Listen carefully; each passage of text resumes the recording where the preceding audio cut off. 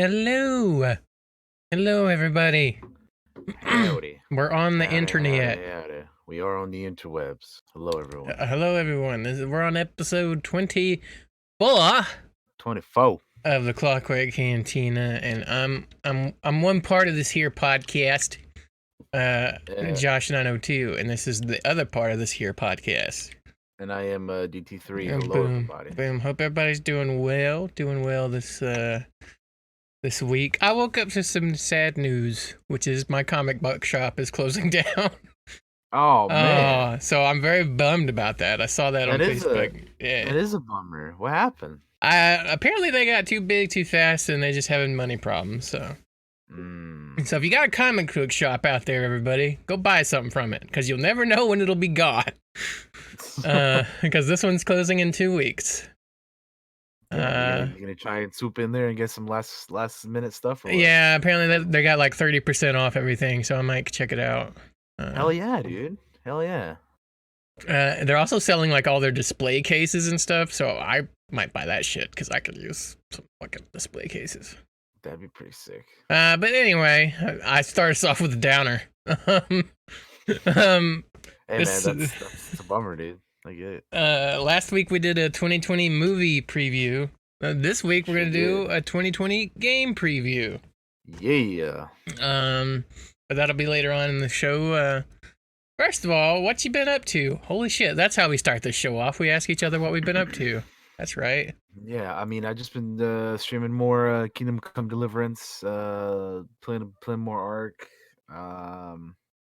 Haven't really been watching anything other than like the the trying to keep up with the CW stuff. The last episode of the Jeff Goldblum show aired like yesterday or whatever. I need to check that out too because I've been having a blast with that. Um, yeah, not a whole lot. I mean, I feel like this week kind of also flew by just as like the last one did, but I feel like Yeah. I did more stuff last week than this one. But it's just uh yeah. Not a whole lot going on this week, but I'm excited for what's coming in the next couple days. Yeah. Uh yeah, so pretty cool. I'm hyped for D&D tomorrow as well. So D&D's gonna be a fucking blast. I'm it's gonna excited. be fun, man. Yeah. Yeah. Yeah. Let's see. What have I been up to? I haven't really watched anything, like at all. Yeah. I've watched Co-Carnage is KOTOR Run. I've been watching that on YouTube. That's right. And it makes me want to play it again so bad. Well, I mean, we'll on the get into topic of that. KOTOR, there's some stuff going on. Yeah. Yeah. Which I'm curious to hear your opinion on. Other than that, really, not much. Just some Twitch streams here or there, watching MCDM play. You're getting back to WoW though, right? I am getting back to WoW. A little bit, yeah. I resubbed to WoW because they had their patch come out, and I've just been messing around with it. It's fun. I don't think I'm gonna raid or anything. I might. I'm not sure. But you're just getting back into it, yeah. Yeah, I'm getting back into it, messing around. It's fun. It's fun. It's a fun way to kill some time and like watch a YouTube. Like, because I have the two monitors. I'll just play the game here, have the YouTube here. Hey, I'm getting caught up on everything now. Sweet. While I'm doing some stuff. Well, yeah, while you're doing stuff. Yeah, I get you. Yeah. I've been playing Stardew. Yeah. And just playing in D&D, I learned a whole new deal, which we'll probably talk about tomorrow. During D&D. So if you wanna watch that, that's tomorrow at 6 p.m. Which we'll make sure to shout that out again at the end. If you're watching this on YouTube or you're listening to this on the MP3, then I mean, then come watch the recording because it'll be up there. It will, yeah. Just come check it out. Which I've been thinking about putting them on YouTube at some point. Yeah, you should. Or at least start putting them up there. Yeah, I mean it's fun stuff. Like it's a blast. You guys. We have a killer time. Yeah, and I don't Uh, say that, and I don't say that just because I'm in the game. Like, even if I wasn't in it, it's fun watching I love the this resurgence of shit. D Yeah. and D, and playing it again and running it again is. It feels like it just started, even though now it's been like years. It's been several years now. Yeah, Yeah, yeah. yeah. I mean, shit. That makes me go back and think to like when I first started playing because I remember that first Star Wars game that we were playing. Mm-hmm. Fucking Galaxy and Peril, right? Peril, A right? Yeah. galaxy in peril. Guess how long ago that was when we started Shit, talking dude. about that? I don't like three. I don't even know. 2017, Yeah, dude. 3 years 3 ago. years. Yeah. We like planned it for like months and then we didn't end up playing until like November of that year or like something like later in 2017. But we had talked about it like months ago, like starting to getting the game together and getting who's gonna play and all that stuff. I can't believe it's been like almost 3 years. You know Yeah, what I mean? I wouldn't mind going back to that system, give it another go. Now that I have even more experience, yeah, now that I have even more experience with it, with role playing and such, it might be Yeah, fun. yeah. I mean, It's and fun to go back and revisit things. for sure. And then I'm always down for Star Wars D&D or RPGs or whatever, man. Because that's my shit Yeah, right there. So I'm always up for that. yeah, yeah. And then also, just to bring up something else, that one game that you were bringing up yesterday, Iron Sworn, Ironsworn, that yeah. sounds pretty fucking awesome too. Yeah, So for those of you that don't know about Ironsworn, I'm gonna get me a drink real quick. go for it. But yeah, Josh was talking about this Iron Sworn game, RPG game yesterday, and it's pretty cool. If you guys don't know about it, you can just like Google it. I'm sure, like I did. Yeah, I just Googled it, and then it'll take you to the website, and then from there you can download all the like PDFs for free. Yeah, their website is ironswornrpg.com, or you can just Google it. You can get the PDFs for free, or you can buy their game in print. Um, so what's really cool about Ironsworn is that there's 3 different ways to play it. Is that you can have like the typical tabletop RPG adventure with a GM and like 4 players. But they also have a co-op where you or one or more friends play together to overcome challenges and complete quests with no GM required. Or you can play by yourself. There is a solo mode to this RPG Which is awesome. with no GM required. Um, it's really cool. Daniel and I are gonna check it out a bit more, and Definitely. I encourage everybody else to go check it out and learn more about it because it's first of all it's free and free is good, and second of all, if you can run a game without needing a GM, like that kind of gets your own creative juices flowing, and you should totally check that out because that's cool. Exactly. Like, why wouldn't you want to play it? I'm gonna drop a link to this in the chat. So shout out to Iron Sworn for having a very interesting game concept. Yeah, and we definitely are gonna check it out. And there may For be sure. something. It may be something that happens on the stream at some point. So Yeah, so just keep an eye out. We may do something about with that rather. yeah. Anyway, I guess that's where we can get started with the news, huh? We went on a little tangent there. I liked it Yeah, I though. It mean was cool. that's fine though. It's all good. That's because this is our show. We can do whatever we want. Buck right. But anyway, yeah, we can get right into the news now. Starting off with the games news. Gaming news, Gaming y'all. news. Let's go ahead and stay with the topic of tabletop RPGs. Oh damn. Uh, Dishonored, the video game, is gonna have an RPG game, and it's gonna be out in the summer. I'm very interested in this for a very important reason, which is there's already a RPG game that's kind of based on it called Blades in the Dark. So I'm very interested to um see how similar this is. I think the Blades in the Dark guys were inspired by By Dishonored. Dishonored and really tried to capture that. So I'm very interested in checking this out when it comes out. So yeah, this will be interesting. Yeah, just not a whole lot of information, I think, other than it'll be out in the summer. There's gonna be uh hardcover book that they're gonna be releasing. It's gonna be a 300-page book. Pretty Uh, beefy. some little information on it is that an introduction to the Empire of Isles, an in-depth look at its history, its people, the struggles they face, a step-by-step guide to play the role of the protagonists, from grim assassins to rugged criminals, to intrepid explorers and stoic crown loyalists. A host of antagonists and a myriad of different story hooks to inspire you from the harsh, cold lands of Tivia to sunny Karnica. Insight on the strange world of the void, as well as rules to harness its reality bending powers. The Oil Trail, a mini campaign in 4 acts that serves as a perfect introduction to the city of Dunwall, and a streamlined narrative edition of the Modifius 2D20 game system. I love that tabletop RPGs are back, baby, and like. I don't know if they ever really went away, but man, they got popular real quick, and there's so many different Yeah, systems coming out now. there was certainly a resurgence, if they didn't, yeah. And But yeah, it's so this dope as fuck. for sure, man. I mean, I love playing it ever since I started playing it. I think that has a huge part of to do with you though, because you're a great DM. Eh, But anyway, we stroke my ego tomorrow night. I mean, it's true though, dude. Like I tell you every time, like your games are always fun. Well, I But appreciate it.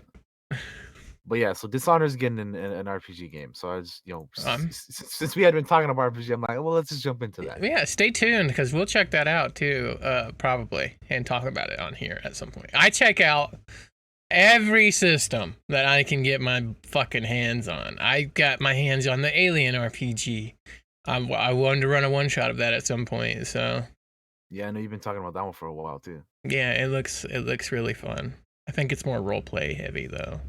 We'll see. Moving what else you on. got? I almost said Dishonored 2. Dying Light 2 has been delayed indefinitely. It was previously scheduled for a spring 2020 release, but with all these games being delayed and pushed back and whatnot, this is just another one that's adding into the mix. The interesting about this one though is that it does not have they didn't like give it another release date. It's just like on hold indefinitely. Yeah. So we'll see what happens. But yeah, they put up a message on Twitter saying that they were initially aiming for the spring 2020 for this game, but as things happen with development of games, they have to push it back and wait until who knows when. But yeah, this is a game that I was looking forward to. So it's like hopefully this time that they take is good and it helps the game out and like the people working on it. Hopefully they don't get burnt out working on this. Yeah. And I know Daniel and I hopefully both said several times on this show that we don't mind delays, but the fact that it's delayed indefinitely is a little bit worrying. it is. I was just gonna say, hopefully this doesn't mean it gets canceled or anything. Yeah. Well, I mean, they've But been working on it for like what, at least a long time, man. it's been a while. If they canceled like all the work they've done on it now so far, it'd be real sucky.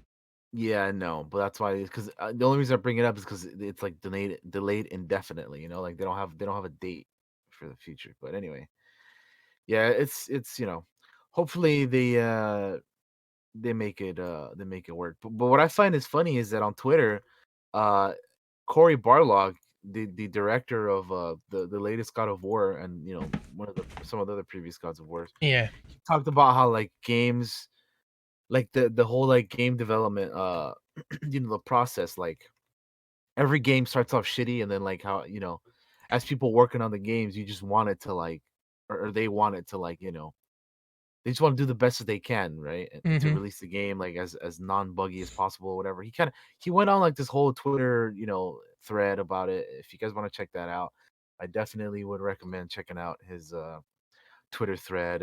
Cory Barlog, his yeah, just twitter.com's Cory Barlog. So if you want to check that Yeah. out, he gives a little bit of a little bit of insight into that as a games director in the industry. So definitely check that out. Very little sidetrack, if I may. I was Yeah. looking on Reddit last night and I saw a thread. I don't even know where it was at. I think it was under shower thoughts somewhere in there on Reddit, and it said something along the lines of we have all these classic like novels and movies and things, but how much of stuff that's just been forgotten in the background, um, that are probably even way better than those classics that we just don't know about. And I thought about the same thing for canceled games. Like, think That's about how true, many man. canceled games there are out there that would probably be almost better than what's out. Dude, I would have loved a ton of canceled games. That have just Like never gotten to see the light of day. like I just think about like 1313, the Star Wars game that was supposed to come out. I would have loved that game, man. I would have adored that game if it had like actually been able to, be a thing and be released. Yeah. It's just a weird thing to think about. The things you don't even know about that are probably like just fucking way better than anything you've ever thought of, or had really cool, innovative ideas that just, for whatever Yeah. reason, just didn't make it out. So I thought, oh, that's a cool thing to think about, and also Yeah. kind of a sad thing to think about. That also kind of that kind of reminds me though. Wouldn't it be cool if we did like an entire like podcast on canceled games? That'd be an Oh interesting, Lord, I'd have to do my research on that one for sure. right? Well, I would too, but it would be fun, but Yeah, also no, sad it'd because be cool. it'd be fun and sad because we never got that stuff. But it'd be a cool one to look into for sure. Yeah, yeah, real cool. We might do that. What else you got, my man? All right, moving on. Um, Overwatch and Call of Duty leagues moved to YouTube in an exclusive Google deal. So Yes. so yeah, Blizzard previously had a deal with Twitch to broadcast, esports and live events and stuff. So it's interesting that now they got a deal with Google to move all that stuff to YouTube. Not only Blizzard, but with the Overwatch stuff, but Call of Duty also. Yeah. I So yeah, I don't. bring this up. I'm not hugely into esports myself, but I just Same. bring it up because it's interesting, as a part of the whole like gaming community type thing. Yeah, I don't know any of the details about it. I saw that it happened, and then like I never saw it mentioned again. So, like, I Yeah. I don't know. I don't Well, know.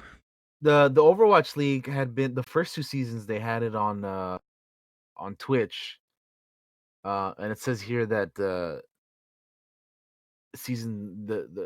next season, the 2020 season, the one coming up will Hmm. be streaming exclusively on YouTube starting February 8th. And of course it's outside of China because China does things differently. But You can say that again. yeah. And then the Call of Duty League will kick off on Friday. Also stream on what is it, YouTube? Yeah. So yeah, I just wanted to bring it up because it's part of the whole news in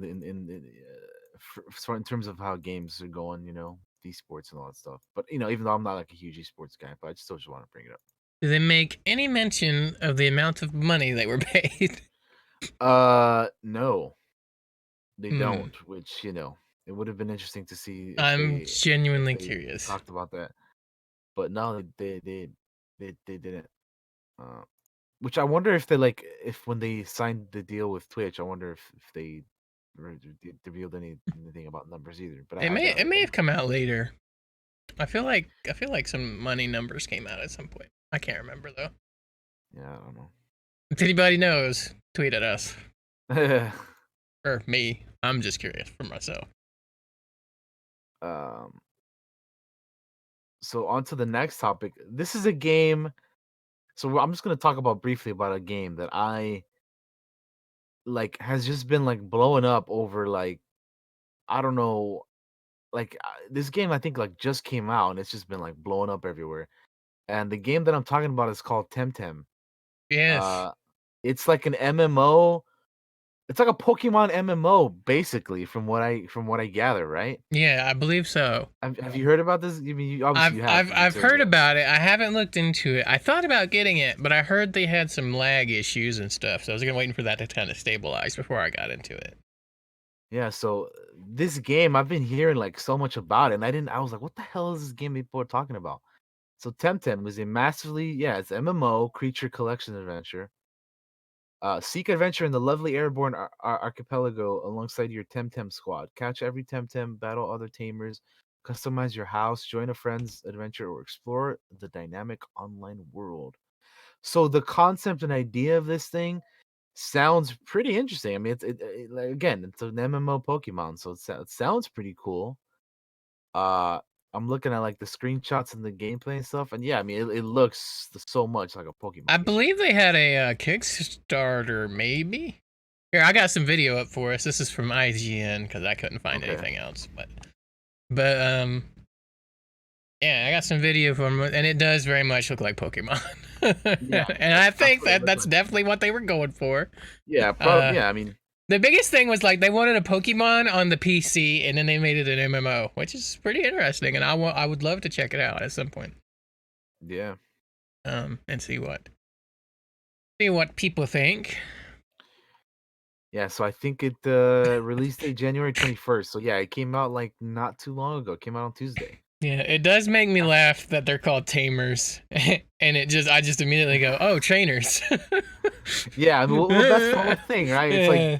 instead of Pokemon, they're called Temtem or whatever. Instead of trainers, they're tamers, and there's gonna be like I'm sure many similarities. Yeah, it's really funny that it's I mean, basically just and a you just look at the knockoff. game and you're like, that's straight up Pokemon, you know? Yeah, I wonder how they got away with it. I guess it's okay to do It something is. similar, but knock it Yeah, off. yeah, yeah. And it just made me like, wow. I mean, but it's pretty blatant. Yeah. I wonder how many Temtems they have. Which You I know, don't like care. Pokemon has like 150 Gen 1 or whatever. I wonder how many they have in this game. I don't know, but I've seen some Tim Tims that look pretty cool, like even cooler than like some of the Than Pokemon. Pokemon. Yeah, to be Yeah, honest. well, I mean, the early Pokemon stuff looks pretty cool, but I feel like once they started going into the later things, they just like started I think cobbling shit they together. have so much shit. Right, they have so many games, right? And then every game adds a region. All those regions have some Their of the own old set of Pokemon, Pokemon. but a whole bunch of new Pokemon, and it's like, man, that's a lot of creative juices, huh? Yeah. Uh, but yeah, I mean, I have no problems with this. I think it looks cool, and I would like to try it I out. mean, it looks pretty neat, and then also again, the cool thing is that you know it's online. You know, you can play with like friends or whatever. I'm sure. So it's yeah, it sounds pretty interesting. I believe it's 34.99 right now on Steam if you wanted to pick that up. Yeah, it's not super Uh, expensive. early access game because you know it just just came out Yeah, this week at the time of this recording. So I advise you to probably give it like a little bit of time before you check it out and let the servers kind of stabilize. As often with MMO type games. Oh, you can yeah, build a fucking house in this? What the fuck? You can move shit. Um, sorry, I got way yeah. distracted. So it's like Animal Crossing Pokemon then. Yeah. Let the let the servers kind of stabilize because that's just the way it be. Yeah. I'm looking at one of the reviews on here on Steam, and the first one that I see is I would rate it 10 out of 10. Oh god. The puns are starting already. Wah, wah, wah. Sorry But guys. anyway, Also, yeah, we had some frame drop there for a second. I apologize. We're good now. yeah, yeah. So apparently, it's also like a humble bundle game or something. I didn't. Is it? I guess yeah. It says presented by Humble Bundle or something. Weird. Or what is it? Let me read it so I don't like miss speak or whatever. Oh yeah, you can buy it on Humble. Yeah, presented by Humble Bundle. Okay, yeah, Save an cool. additional $7 if you have the Humble Choice. So if any of you have the Humble Choice, you can get it even cheaper on Humble Bundle. There you go. So pretty cool. Yeah, I mean, I just wanted to talk about the game real quick because it's It like has been blown up. You're correct. it's the thing that's just been going up everywhere. And I was looking at Steam again in my friends list. I have two people on my friends list that own the game already. Yeah, I want to check it out at some point. So I mean, yeah, it's something I'd be willing to check out down the line. You know, Hmm. I'm not like too too crazy to try it out now. But like Yeah, I'll like my pants aren't on fire like they are with some things, but exactly. But definitely want to anyway, check it out. it's just something to talk about real quick. Yeah, it look cool. And then the last thing that I have here is something that I really hope is true. but at the same time, Hmm. I feel like I'm terrified of it. I feel like Hawkeye in Endgame. He's like, "Don't give me any hope," or whatever. Yeah. That's how I feel about this, man. So, Star Wars: Knights of the Old Republic remake is rumored to be in development at EA. It would be a retooling of the previous two KOTOR games to fit them into the current canon. Um, the so the latest rumor. I'm reading this article by IGN, by the way. The rumor indicates that a Star Wars Knights of the Republic project is underway at EA, and it looks to integrate elements from the first two games in order to bring certain things into the current Star Wars canon. Um, so they're saying that there's somebody else from another website uh claimed that there were going to be a remake of the 2003 classic was in development. Uh, but then they were saying that it wasn't so much a remake, but kind of a sequel of sorts. Yeah. Um, So yeah, that's pretty much the main thing. I mean, we already know that Revan is himself is canon Yeah. Now we because do. in the Star Wars, for those of you who don't know, the Rise of Skywalker visual dictionary book made Revan canon. One of the Sith Trooper legions is called the Revan Legion, Yep. so that makes him canon. But we haven't seen the character in anything yet. Uh, but anyway, yeah, I mean, honestly, just the way how I feel about this is kind of I hope it's true because I want KOTOR, dude, to be canon, and I want it to be good. Although at the same time, as well, no, yeah, I want it to be true because I want KOTOR. I want a new KOTOR that fits into the current canon. Uh, I like that they would be taking elements from the two games and I guess combine them into one new one that fits into the current stuff. You know, I was kind of thinking like as I love the first game so much that I kind of would like I'm like, you know, but at the same time, I always have the first game if I want to go back and replay, you know. Yeah. So I My just I yeah, I go for it. want I want this to be true. I do. My biggest fear is that they're gonna strip down what made KOTOR so deep and make it a generic actiony game, which is Hmm. not what I would want from it. Because I mean, there's several, and this is all very rumor right now. Um, Yeah, it but is. like, there's rumors that it's not even necessarily a remake. It's just like more of a reimagining. It's It's retooling, yeah, is what they're yeah. saying. So like that makes me afraid that they're going to take out all the cool RPG stuff, which is what I want. I want a fucking Star Wars RPG, please. Um, and yeah, there was rumors about this going all the way back from 2015, and then there was a 2016 report that the game, what they had been doing, was put on the back burner. And now it's with it seems with Fallen Order being such a success. Who would have thought that people want a Star Wars fucking Yeah, story game, who right? knew? Who knew? Jesus. It gave some life to this. So, and I also find it very weird, very strange, and very coincidental that Carnage literally starts making KOTOR, doing his KOTOR run, and it blows up. Like he's got like so many viewers watching him play it, and then this rumor kind of comes out. It's just such a weird coincidence. I mean, it works out for him, man, because people are gonna be watching his stuff even more Yeah. now. So maybe we'll hear something at E3 about this, you know? I really hope, man. I really hope this is the year. This is the decade that I get another KOTOR because I went through all of last decade hoping every year at E3 I was hoping to hear something about a KOTOR 3 and I went the entire decade without hearing anything about it. So Like me and Fable. hopefully yeah, hopefully now is the time. It's KOTOR's time to shine again, man. Come on. I hope so. I hope so. But Same. I'm also scared. I'm also scared. We'll see. I mean, I hope they get the some people that worked on the originals. That would be great. Like I know Chris Avalon talked in the past. Chris Avalon, who wrote was one of the writers on KOTOR 2, I believe. Yeah. He mentioned that they always visioned a trilogy for KOTOR, and that KOTOR 3 would have been like uncovering the origins of the Sith, which is kind of like what they foreshadowed Revan doing in the second game. A lot of the Uh, people that worked on the original KOTOR now work at Wizards of the Coast, which I find interesting. The D&D yeah, that is people. interesting. And they also had their own setting book and stuff they did on Kickstarter called Odyssey of the Dragon Lord. So if any of you are checking out that, go check that out because they have their own book. It's really cool. I have it. If you're big fans of those KOTOR. Check it The out. OGs. The OGs, man. God, I fucking dude. Like, if for those of you who don't know, KOTOR is my favorite game of all. Yeah. I mean, it's absolutely at the top. I love that game, man. I've played it countless times. Yeah, James Olin, um, Jesse Sky, Drew Carpesian, all those guys. Crazy, crazy, crazy world we Yeah, live Drew in. Carpesian is the best. Yeah. But anyway, yeah, I hope this rumor is true. I really like. Please be true. Please.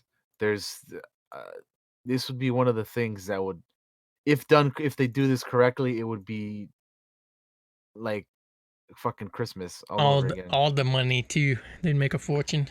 Yeah, I mean, seriously, like come on, they they got to do it right, and then it'll be easy money for sure for them. Yep. And I would just love to see what they do and how they fit this like story into the current canon. Like I just Mm-hmm. I love it. I mean, we know that they know we like Revan because they've made Black Series of Revan, and they're coming out with a new one, which is like the Jedi Revan. Yep. So they know we like Revan. So they gotta come on, I'm also don't fucking. curious to if they would voice the protagonist or not. Do like kind of like Mass Effect, you know? Yeah, I don't know. Because like the original KOTOR was made in a time where we didn't spend a bunch of voice acting money Well, yeah, I uh, mean, the uh, first one came out in 2003. on the main It's been a while, character. man. All your side characters had voicing, but the main characters never talked. And then Yeah. Mass Effect came along. It's like all of a sudden this person has a voice and personality, and it's almost like I almost don't want it to, just because I liked doing the voices, right? Because I'm Yeah. role playing the character. But at the Yeah, same I time, get it's you. like I don't have to read as much either. Yeah, I mean, in these types of games, there's a lot of dialogue, man. It's a lot of dialogue. But I do think that's a weird thing to think about. Are they gonna voice it? Are they not gonna voice the main character? Or how are they gonna I'm, do it? Very I'm sure, interesting. like, if this turns out to be true and they like announce it or they start talking about it, that'll be one of the things that they talk. I'm sure. Yeah, genuinely curious. But anyway, please be true. I really want this to be true. And I mean, yeah, like this has been one of the things that I've wanted for the longest time. So if this actually turns out to be true and they do it well, it would be like fucking one of the best things ever. Yeah. So hopefully. But yeah, that's all I got for game news. All right, I got just like a couple things. All right. Stardew Valley has sold more than 10 million copies across all platforms. I thought that's worth mentioning just because It's a very popular game and a lot of people like it. it's really cool considering that game is just like one man's dream. So go chase your dreams, guys. Yeah, one guy worked on that entire game, which is Yeah. insane. Well, I think he's even mentioned like his wife was making all the money while he was working on this, so it's really great. Follow your dreams, guys. You never know when it'll sell 10 million copies. Cause Jesus Christ. The Splinter Cell creative director is to rejoin Ubisoft, so I wonder if that says anything about a new Splinter Cell game coming along. I mean, that's another game that's been rumored forever, right? Splinter Yeah. Cells. Yeah. You ever play any of them? Some of the older ones, I forget which ones, but I I've played like played. the very first one, and then I never played it anymore.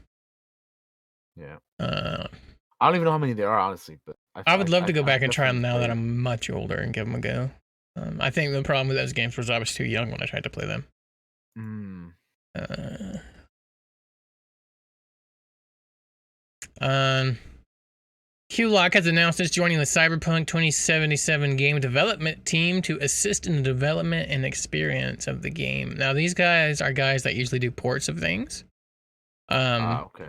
They've let's see, they don't necessarily have the best reputation. Is the thing.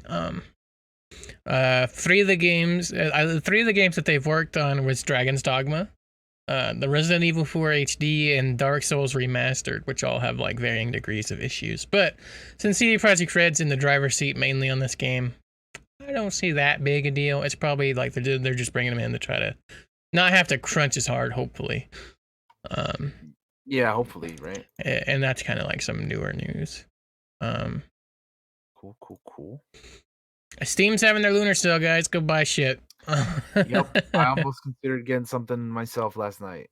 But yeah, they're doing the lunar year with the rats, and it'll be until the 27th, which is this upcoming Monday at the time of this recording, until at 10 a.m. Pacific. So. Yeah, check it out. Check it out. I find this weird. I don't know if I necessarily want to talk about it, but did you ever play the games Commandos, like those old school, like top down? You control a little small team of like commando dudes in World War II. I don't think so, but it sounds familiar. So they're doing an HD remaster of Commandos 2. And they say it won't feature any symbols, portraits, speeches, or other Nazi-related assets. That's weird. I find it very weird because this is set during World War II, and I don't understand why you're taking that stuff out. Have you looked at fucking Wolfenstein?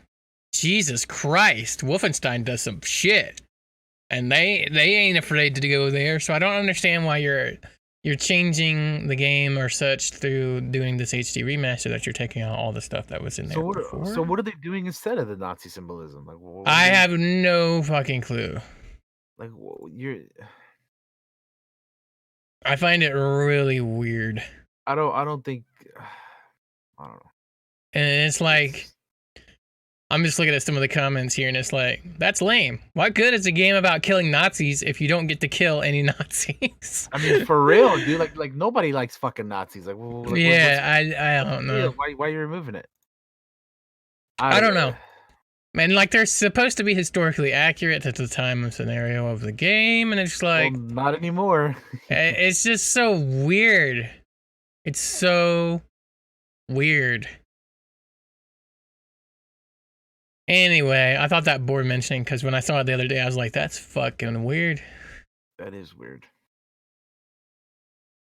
Oddworld Stranger's Rats coming to the Nintendo Switch apparently, which is pretty cool. And other than that, I got nothing else. So if you want to move on to what do we do next? Movies? TV news. TV news, that's right. That's weird, man. Removing the Nazi symbolism. Anyway. I mean, it's a fucking game and we kill Nazis, man. Like our good boy BJ Blazkowicz said, shooting, strangling, killing Nazis, you know. Yeah. All right, what you got? So, starting off with the TV show news is that Altered Cabron, or Altered Carbon, as it's called, has a release date for season 2. Exciting. And that will be February 27th. So in about a month and 2 days. Yeah, pretty much a month from now of this recording. It'll be 8 episodes. They changed up some of the cast, of course. Anthony Mackie's going to be the main guy this time around. I'm really interested in checking and seeing how he does, actually. Yeah, I mean, it'll be interesting. Josh and I both really enjoyed the first. So, I'm definitely looking forward to this next one. Yeah, I'm really excited for... I'm trying to think of, like, when season 1 was even released. I feel like it's been a while. It's been, like, a couple years, right? I'm gonna look it up. It's gotta be. Like, it feels like forever ago, man. February 2nd, 2018. So, yeah, like 2 years. Yeah, 2 years. Okay. Yeah, because, it does feel like It feels like kind of longer than that, but I guess that's It just how does. It feels time longer works. than that. But That's just how time works, I guess. I also feel the same with Westworld. And I know Which, their yeah, fucking that's seasons are long. Like it's always a long wait because of that writing. yeah, that's coming soon though as well. Yep. Um, but yeah, I'm very excited for the second season. Hopefully, it's as good as the first one. Because I enjoyed the heck out of that first season. That was fun, fun show. Yeah. February 27th. Yeah, a month away. Not a whole lot of time left. I'm excited. I can't wait. So I love that first season. I need to get my hands on some gritty fucking sci-fi cybery shit. Yeah. Yeah. And since Cyberpunk's delayed to September, Altered Yeah, Cabron is the way to go. pretty much. There's Because yeah, I don't. Yeah. Okay. not Cool. much Cool. else out there. Yeah, I was just gonna say there's not really, but yeah. Okay. All right, what else you got? Uh, did you ever watch that show Punked? Mm-hmm. So it's being revived. Of course. And the host this time is gonna be Chance the Rapper. Um. Uh. But yeah, it was a show called Punked. It had 10 seasons on MTV, and it was it had Ashton Kutcher as the host and the creator. So I bring this up because it'll be not only are they like bringing back an old show that used to be a thing, but like I wonder how this would work nowadays in like today's world, because I mean Bruh. obviously since the It's dangerous is what I think. that's what I'm saying, like when the original aired, we're talking like what, 2000s, right? Yeah, something like Talking that. technically 2 decades ago. I know that sounds insane, but yeah, so You we're make me talking, feel old. dude, 2 decades ago, man. Technically, uh, it's the world's a different place, man. Yeah, They're basically the different show's times, man. like playing pranks on like celebrities, Yeah, they correct? would they would do pranks on celebrities and whatnot, and obviously, like I think you know they wouldn't, like, after they do it. It's not like they don't tell them what's going on or whatever. But I don't know. It'll be interesting. I mean, I think it could work. I think it could work. Will it be as successful as the original? I don't know, I because doubt I it. know that. Yeah, I don't know, because I remember another reality show, Fear Factor, with Joe Rogan back in the day, Yeah. and then like they brought it back with like Ludacris or whatever nowadays, and like I don't hear shit about that show. So it'll be interesting, to see them bringing back these old shows that used to be popular, and we'll see if they you know if they make noise again once they're back, or if they're just gonna be like, all right, this show's back, and whatever. But yeah, anyway, moving on. Uh, the Marvel and Hulu Modoc animated series has added Patton Oswalt to the cast. I like Patton Oswalt. Uh, this is gonna be, I believe, a animated show. Yeah. So Patton Oswalt, Get your voice acting on. yeah, It's a pretty unique voice, I think. yeah. It's an adult centric comedy set to debut later this year on Hulu. Uh, which honestly, I think this is I think it's interesting that this show is still happening, because most of the non Disney Plus Marvel stuff is going bye bye. Mm-hmm. Which will be I'll talk about now. Might as well. Marvel's Howard the Duck and Tigra and Dazzler animated series have both been scrapped at Hulu. Rip. So they were happening, but not anymore. That's why I think it's interesting that the Modoc one is still going, because these two shows just got canceled, and pretty much anything that's not like MCU related, or like that Kevin Feige is working on, because Kevin Feige is now the creator of all of Marvel, the like the head of all of Marvel now. So all the like everything going on over there is going through him, and all of this stuff at Hulu was like before that happened. So he's like getting rid of, or they're getting rid of all these like stuff that doesn't really, it's just like remember how back in the day we had like the Netflix Marvel stuff, and we had like the Cloak and Dagger and like the Agents of there was like shit everywhere, right? That was Yeah, all Marvel, but it wasn't really like all connected. They said it was connected to the MCU, but it wasn't really. yeah, So they're getting rid of all this stuff that is not that was like before Kevin Feige taking over. So Howard the Duck, Tiger and Dazzler are not happening anymore at Hulu, but MODOK is still happening for now because they added Patton Oswalt to the cast. So it'll be interesting. We'll see if MODOK makes it as well. I would honestly be surprised if it does, yeah. but we'll see. I don't know. You never know. Speaking of Disney Plus, the Falcon and Winter Soldier series adds Noah Mills to the cast. Uh, I don't think it says who he's gonna be playing. Um, but I'm like trying to think of this guy's name and then like if I know this guy from anywhere, and I don't think I do. I don't think I know this guy from anywhere because he's been in a bunch of stuff that I just never watched.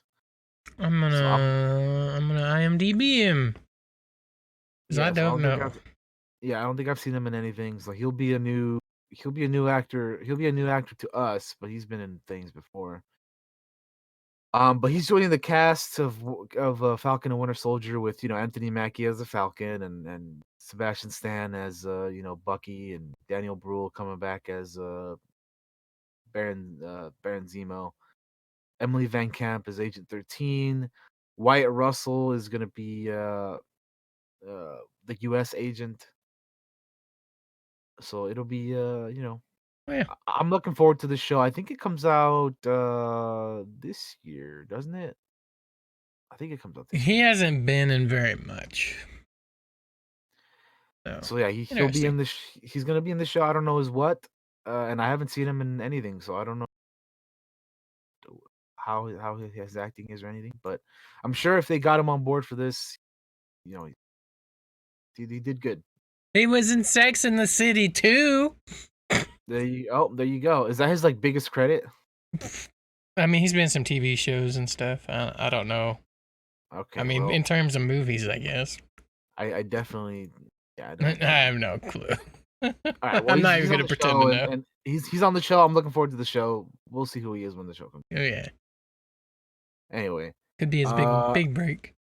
so this is some news that has been going on like for like the past week. I feel that is like, is this really like happening or is it not? And what I mean by that is, uh, we've been talking about the Obi-Wan Kenobi show at Disney Plus.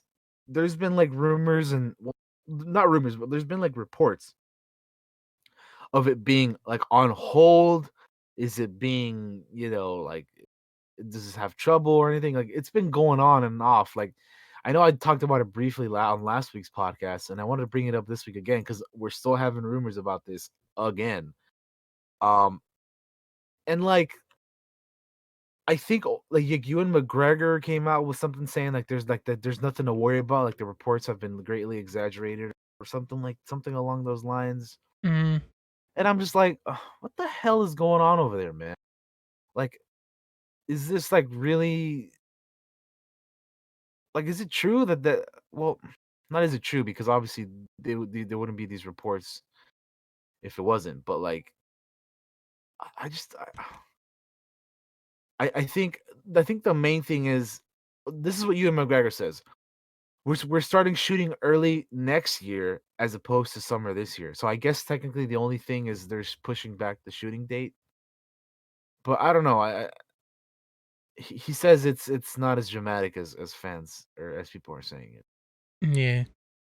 So I just wanted to bring that up again because there's a whole lot of talk on the Obi-Wan show, and of course, we love Star Wars, so we wanted to just yeah. What do you have to what do you think about all this shit going on with the Obi-Wan show? Um, I mean, to be honest with you, I don't really know. I mean, I think it's gonna happen, and it's just, I think they just need more time.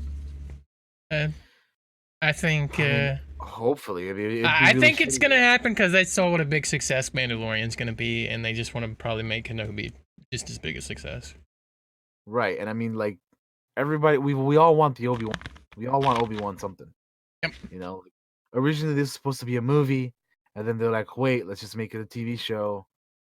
And then like there was reports that like, oh wait, they're gonna go back to making it a movie, but then like now Ewan McGregor saying, oh, it's not as dramatic as people are making it seem. We're only pushing back the shooting date. So I really hope that they don't fuck this up. I hope that it ends up happening. Whether it be a movie or a TV show, I feel like I like the idea of it being a TV show, but if they have to turn it back into a movie, then I wouldn't be opposed to that either. The good news Um, is McGregor wants it to happen, and so that gives you a lot of power. he's been wanting it to happen for years, man. He's Yeah. he's always been he's been wanting to happen for as long as we wanted. Yeah. Um, And but now yeah, that it's got this close, I severely doubt anything bad. I mean, it might, but yeah, I have yeah. I doubts. mean, it would be really shitty that after announcing it at D23, they fuck it up or whatever. But I think it'll still happen. we'll see. I sure hope so, man. I sure hope so. Anyway, moving on to better Star Wars news, we have the uh the poster for the final season of the Clone Wars, Oh boy. and it looks awesome. That is a clean looking poster. Uh Star Wars The Clone Wars the final season, Disney Plus, no season streaming, February 21st. You have Maul right there with the Bad Batch clone squad on the left. You got Bo-Katan and the Mandalorian Ah. there on the right. Then you got the 501st with the Ahsoka bucket helmets. You got speaking of Ahsoka, she's above Maul. She's got like a new costume and two blue lightsabers instead of two green, like how we saw her last time. Mm-hmm. You got Rex, of course, Anakin and Obi-Wan looking more like their Episode 3 counterparts. Anakin's got the longer hair, and they look more like they don't have clone armor anymore like they used to. And yeah, it's just a cool looking poster. I think it really looks sick. They got the two. I find it interesting that there's like the twin sons or something there off the side. Yeah, that's pretty cool. But yeah, there's cool ships, gunships, and it's just a really cool looking poster. So I dig it, and I'm excited. February 21st, we're less than a month away from that. And speaking of which, there was a trailer for it as well, which Trailer. which looks even more fantastic than the poster. Like that is actually like a really really good trailer. Yeah. Like I heard from people who don't even like hadn't even seen Clone Wars before, like they were like digging the hell out of this trailer. Yeah, I The watched it. music, the just what's everything that's going on. Like I'm very very. Yeah. There's an interesting cameo for those of you who noticed at the hologram table there. Mm-hmm. There's also there he is. There's also some dialogue in there that's like directly from episode 3, which tells you that we are like in the Revenge of the Sith timeline now at this point. They did say in the past that the Siege of Mandalore is like takes place concurrently with Revenge of the Sith. Um, so that's gonna be very interesting to see how the characters that we didn't see in the movie, how their story plays out during the time of episode 3. Because obviously we haven't seen that stuff. Like Ahsoka, Rex, those types of characters, Maul, they're all gonna be on Mandalore, I assume, while all this happens. And I have the feeling we're gonna see Order 66 in this, Yeah. which is gonna be incredible. It is gonna be incredible. I love everything that I see from this trailer. The animation looks so good, man. Like it looks so much better than before. And then you see pregnant Padme there. which I don't know how he doesn't notice. Because in episode 3, like he that's when he finds out that Padme's been pregnant. So I Look, don't know man, how he he's didn't. very distracted scowling. He scowls a lot in this trailer, I've He noticed. does. He looks pissed off a lot of the time in here. He's you know what I find is funny that in the trailer, Ahsoka's like, we're guardians, not soldiers, right? It's talking about like Jedi as a whole. Hmm. But then you see Anakin being a fucking soldier, just like being just wrecking shit, dude. Like pulling out the lightsaber and destroying droids, and pulling out the lightsaber and seeing that General Admiral guy from the Separatists and stuff. It's Yeah. very like, yeah, you get to see Anakin, a little closer to Vader here, which is uh yeah, I mean, there's bits and pieces of in the hologram room where you hear Mace Windu and Yoda deliver dialogue that's straight out of episode 3, Yep. and I noticed it right away. So yeah, we're gonna be in episode 3 territory here. So I'm hyped, dude, because not only is episode 3 my favorite Star Wars movie, but I'm also like just honestly very glad that that Dave Filoni and the Clone Wars crew got to end this show, because back in 2012, when Lucasfilm was purchased by Disney, they kind of ceased production on this show. They were already working on season 6, which ended up making it onto Netflix, Yeah. but they kind of like canceled the show prematurely, because I know they were wanting to do more seasons than that. Um, but I'm glad that here 7 years later, or 6 or 8 years later, however many, they are getting a chance to end the show. And we're not getting as many episodes as previous seasons, but I'm just glad we're getting more. So shout out to Dave Filoni and all the Clone Wars crew, including the actors, like Ashley Eckstein and James Arnold Taylor and Matt Lanter and Sam Witwer and all these awesome people that have given life to these characters for years, are getting the chance to end the show. So I'm happy about that. And I can't wait till February 21st, man. I'm gonna be there day one, watching the shit. So How many can't wait. episodes is the season gonna be? Did they This say season, I think it's 12. 12? Okay. I think so. Think. I was just curious. And they're gonna Yeah. do one episode a week, like Mando. Yep. So you'll have 12 weeks of something to look forward to. Oh yeah. Yep. The sad thing is that Clone Wars episodes are not as long. They're That's like true. they're animated, so it's like gonna be like 20 something minutes. But I can just rewatch the episode like a couple times. That's fine. Uh, but yeah, 12 episodes, 12 weeks of Clone Wars fun, of Clone Wars goodness, starting on the 21st of next Hell yeah. All right. You got anything else for month. me? For TV shows, I believe that is all. All right. I don't know. I don't think I got here. Doesn't look like it. We can move on to movie news. Some movie news. What do we got? For movie news, we're gonna go to a video game related All right. topic here. Netflix sets The Witcher: Nightmare of the Wolf anime movie. So The Witcher is gonna be getting an anime movie. They're going all in on The Witcher, huh? Nightmare of the Wolf. Yeah, man. Uh, it's the world of The Witcher expands in this anime film that explores a powerful new threat facing the continent. Uh, Studio Mirror is going to be the animation studio working on this, which they did some of the stuff they've done is like Voltron Legendary Defender Mm-hmm. stuff like. Uh,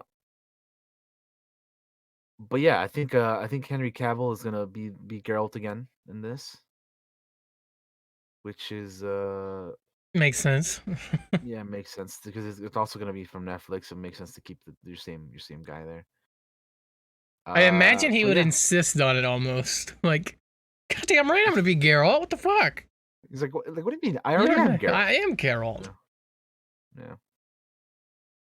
But yeah, that's cool. The Witcher's pretty hot right now. Everybody's replaying The Witcher 3, and everybody's watching the show and whatnot. So it would make sense to double down on the popularity of The Witcher. and do an animated movie. Mm-hmm. So that's gonna be a thing. Um, Bad Robot, which is the J.J. Abrams, you know, Production. production Yeah, house. his company. They're gonna be developing film and TV projects on for Warner Brothers, DC Comics. They're gonna be they're wanting to do something with Justice League Dark. Mm. So which I find interesting because if you guys know what Justice League Dark is, it's like Zatanna and Swamp Thing and Constantine and those kinds of characters. I really enjoyed Swamp Thing, the show, the season one, the DC Universe show. Yeah. It's a shame that didn't get a chance to continue because I really enjoyed that. Yeah, it's a shame they fucked up filing their correct papers. Yeah, oh man, of all those DC Universe shows, the only one that I watched, that's the one that got canned. It's depressing, but anyway. Yep. So Justice League Dark, Bad Robot wants to do something with this, and I think this could be very interesting if done correctly, which is what I say about most things. But I mean, you have some very cool characters in here. John Constantine, like I mentioned, Zatanna, Swamp Thing. You got Deadman, Shade. There's a whole bunch of there's a whole different cast of darker characters than the normal Justice League in there. Do they Um, want to do something animated, or does it say? um, I think they want to do something. I think it's live action, Give but me I'm not. some live action Zatanna, man. She deserves some spotlight. Zatanna is pretty cool, man. I like her. She's dope. Yeah, she's pretty cool. Give me some live action Dead Man too. I'm trying to see if he would be an interesting character of action Yeah. because you've seen him a lot in the animated stuff, but it would be interesting Yeah, if they no, did right? It's like, man, there's all these cool characters. You see them ever in the since like animated movie. Justice League Unlimited in particular showed Yeah, me man. like a whole new world of characters that I have no. That's where I met Booster Gold for the first time. Booster Gold, Blue Beetle, yeah, all the yeah. So it doesn't really say here, but I would imagine that they want to do something live action, which would be cool. Give me Booster Gold. Not in this, but give me Booster Gold I somewhere. know, I know, I know that one's been rumored too. That like Booster Gold, they want to do something with him. They've been talking about Booster Gold for a long time. Yeah, but anyway, there's not a whole lot of information on this other than Bad Robot is going to look into developing some film and TV projects with DC. So that could be could be good. We'll see. Uh, in other superhero related news, moving on from DC to Marvel, Captain Marvel 2 is in the works from the writer of WandaVision, which we haven't seen either. WandaVision is supposed to be coming out later this year along with Falcon and the Winter Soldier, I believe. But yeah, Captain Marvel 2 is in the works. The first Captain Marvel came out last year. And they're working on number 2 now. They're hoping to find a female director, of course, like they had for the first one, which the first one was kind of the first one was co-written and directed. I think they were like wanting to get like a single female one, like just one director, right? That's a Yeah. female because for the first movie they had two. So yeah, so they're saying they want a female filmmaker for Captain Marvel 2. They're eyeing a potential 2022 release date, which will be 3 years after the first one. Because the first one came out last year, and 2022 is 2 years away, so 3 years from the first one. There's not really any details story wise, other than they want to move the story from the 90s in the first movie to present day. Yeah, So makes number sense. two will take place in current day, as opposed to the first one, which is the 90s. I liked the whole 90s stuff in the first. I don't know how you felt about it, I but thought I it was liked the whole fun. 90s thing. Yeah. Yeah. My problem with Captain Marvel 1 was I just wasn't a fan of the whole like flashback type thing. Yeah. I Because had my I think I mentioned that my we talked issue, about it in our yeah. in the very first episode of the Clockwork Cantina. Yeah, go check it out if you want to see us talk about it. But like my Yeah. issue was I just didn't care about the character until way later in the movie because of how Mhm. they have the movie structured. Yeah. And by that point, it's too late for me to care, and it's just like, yeah, I didn't care as much. Yeah, yeah. And then we didn't really have a whole lot of her in Endgame, and Yeah. yeah, hopefully, this next one Sorry, guys. will be pretty. I don't want to say, well, I was gonna say different, but like it is gonna be different because the first one was in the '90s. This one's gonna be in modern times, but Yeah. we'll see. I like Brie Larson. I think she's cool. Yeah. And the character of Captain Marvel is pretty dope. So we'll see. I'm all for this happening. Uh, I'm just trying to see if there's any other information here. I don't think so. All right. Yeah, other than the WandaVision writers should be doing, but that's it. Let's see what else we got here. Robert Zemeckis has closed the deal to direct and co-write Disney's live-action Pinocchio. So Robert Zemeckis, as you guys know, he's famously known for doing Back to the Future. He's gonna be writing and directing the live-action Pinocchio movie. Uh, Hmm. which Disney, as we all know, is doing all their movies in live action. Yeah. This is just one of the many ones, one of the many next ones in the future that they're doing. And now they have a director. There's still no casting to it yet because I mean, obviously they just got him. I don't know when this is supposed to be like. Yeah, there's no release date, but they have a bunch of release dates. Disney has a bunch of release dates pinned for their like live action movies within the next like 3 years. Disney Uh, continues their path to world domination. mm, their next live action adaptation is gonna be Mulan, and that in a couple months, in March 27th, like Yep. 2 months away. So I'm looking forward to that one. And then this one, yeah, I mean, no release date, but they got Robert Zemeckis on board to direct. And speaking of live action remakes, guess what they recently what's in the news for the next one they're going to be doing? Yeah, you got an idea or no? I saw it, but I've done forgot because of my bad memory. Bambi is That's next up right. for Disney live action remake. So they're gonna do all of them, and Bambi Go to the is next in theaters this line. fall to be very sad within the first I, 10 minutes of this I movie. yeah, right. They're gonna make people bummed out. So the original came out in 1942, which damn, that's forever. Yep. They have screenwriters Geneva Robertson Dwart from Captain Marvel and Lindsay Beer doing the screenplay. They're gonna use the same photorealistic CGI that they use for the Lion King and the Jungle Book. And yeah, I mean we'll see. I don't know, man. Bambi is gonna be an interesting movie to see how they do it in this style.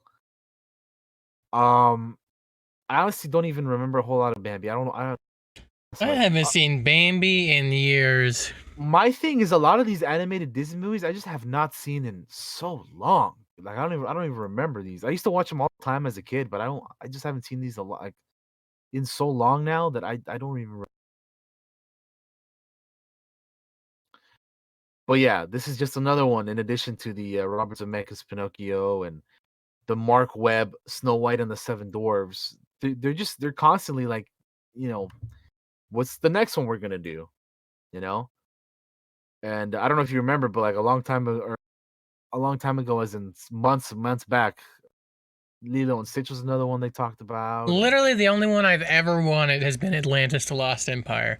That's the only one I've ever wanted live action. The I rest of feel them I like didn't particularly care about, but I feel that like one, Atlantis and Treasure Planet would be so dope in live yeah. action. Those would be so cool in live action. But anyway, yeah, Bambi's next up for that. Uh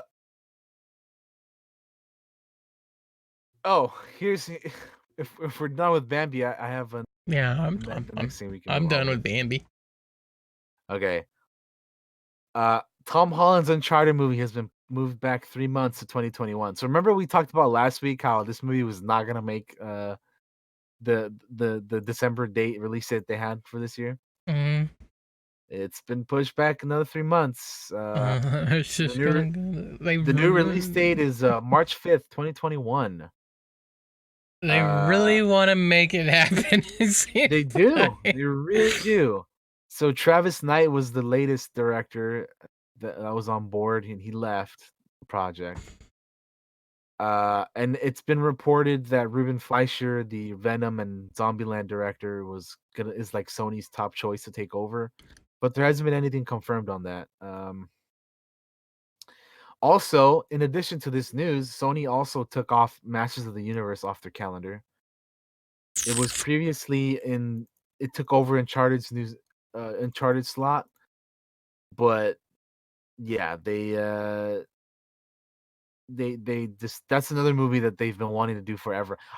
I don't Uncharted, Masters of the Universe, these kinds of movies that they've just been trying to do for years and they just cannot do right, man. Like I don't know what they just keep having problems, man. I just don't understand. I do not understand. And I still don't like the pick of Mark Wahlberg as Sully for fucking for Uncharted. He's not old And enough. and then like I like what's his name? Tom Holland, but it's just a weird choice for our boy Nathan Drake, man. I don't know. I don't understand what their plan with this movie is. I think they're maybe going more for like an Apparently, Uncharted none of the 4 type directors thing, do but either. I guess yeah, because they all keep leaving the project. They're like, look, I played this game. This is not correct. And I then played all bye. 4 of them. I played all 4 of them, so yeah, it sounds weird. Uh, But yeah, that's pretty much it. I only have one other thing, and then we'll cap off the news unless you have something else. uh, not The last thing, really. okay, well Do I I'll have? go off the last thing I Yeah, have go then. ahead. Yeah, there's been I know you've heard about the whole like the Colin Trevorrow version of episode 9 that we never got. Yeah, yeah, He was gonna call his movie Star Wars Episode 9 Duel of the Fates. yep, That was gonna be his episode 9.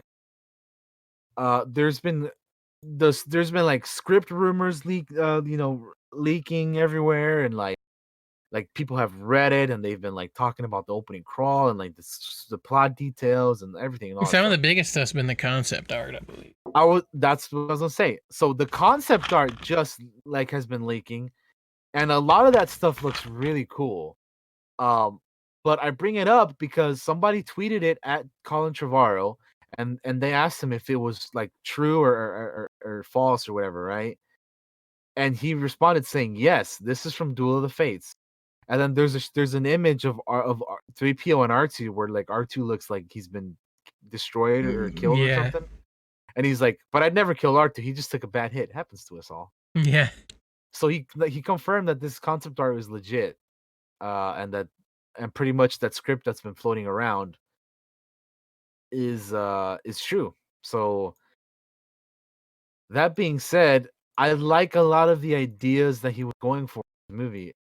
yeah, Um, I parts of me like this less than the actual episode 9, but then parts of me or parts of this I like more than actual episode 9. So I'm kind of conflicted because it it just this trilogy just bums me out, man. I bring it up every time we talk about this, but I just ever since now that episode 9 is out, dude, I kind of dude, it's very cynical of me to say and very like this is gonna be somebody that's something that people probably don't like me saying, but I kind of almost wish this trilogy didn't exist, man.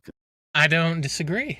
Cause damn, dude, like, oh my god, just oh man, never. I'm not gonna get into that. We'll get into that at some point, I'm sure. But I just honestly though, like, I was waiting for episode 9 to come out for me to like, like judge the trilogy as a whole. But now that it's out, now that we have all 3 movies, I'm just like, man, I kind of don't even like. I want to erase it from my mind. You know what I mean?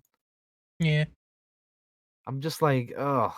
But anyway, looking at this concept art for Duel of the Fates, there's some good stuff in here. I like seeing.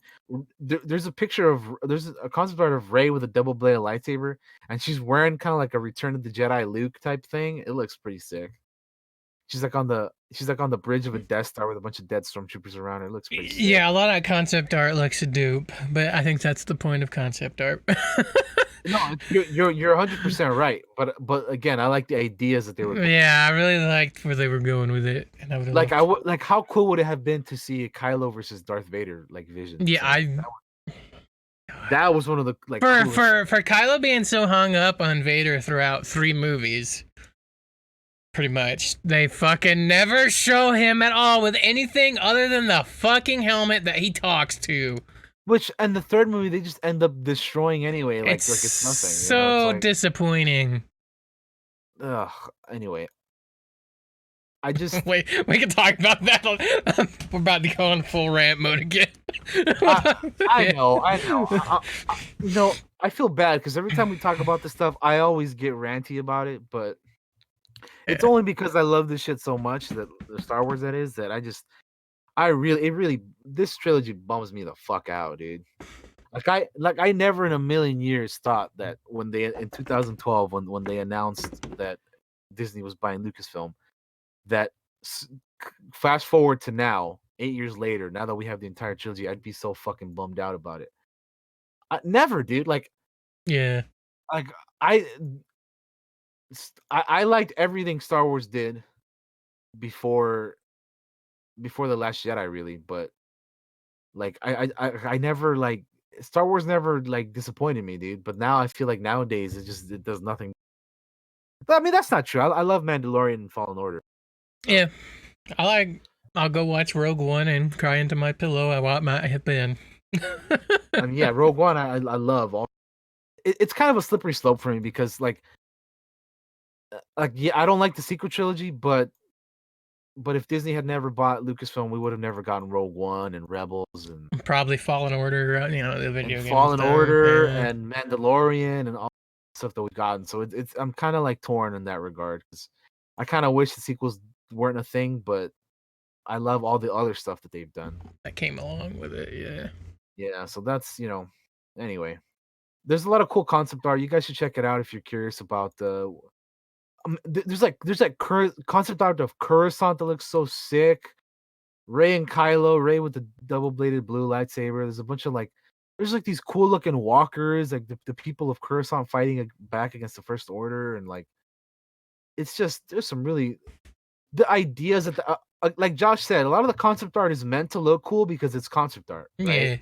Like that's and that goes for anything. Like concept art is just always gonna look cool. It looks cool in video games. It looks cool on TV shows. It looks cool in movies. So. But I like the ideas that they were like presenting in this concept art. You know what I mean? Like it gets your juices flowing, right? It gets you being like creative. Yeah, man. Like I just anyway. I wish that they would have. I wish that JJ and Chris Terrio would have kept a lot of the stuff that Colin had in mind. But anyway.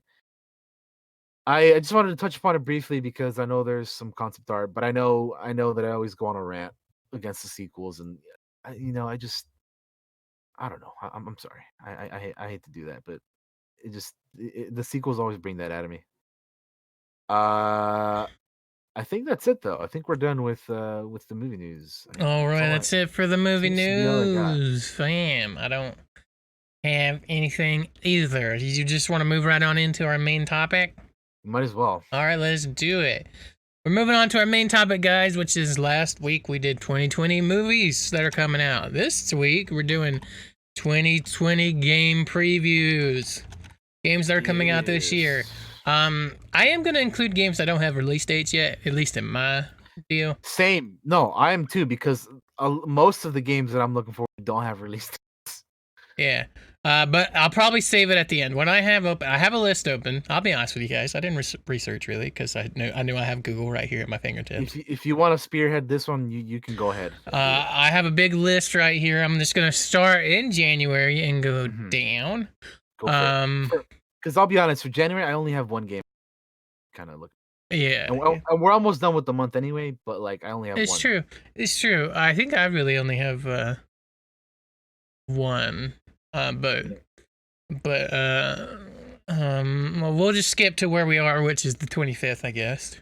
Mhm. I guess. And And the only thing I have is like on the 28th. I mean, there's other stuff on here. mine is also on the 28th, and I have a feeling we have the same game. Yeah, I have Warcraft 3 Reforged is what I Reforged. got. Yeah, Yep, this is that's the one that I have as well. the remastered edition of the 2000 real-time strategy game Warcraft 3 Reign of Chaos.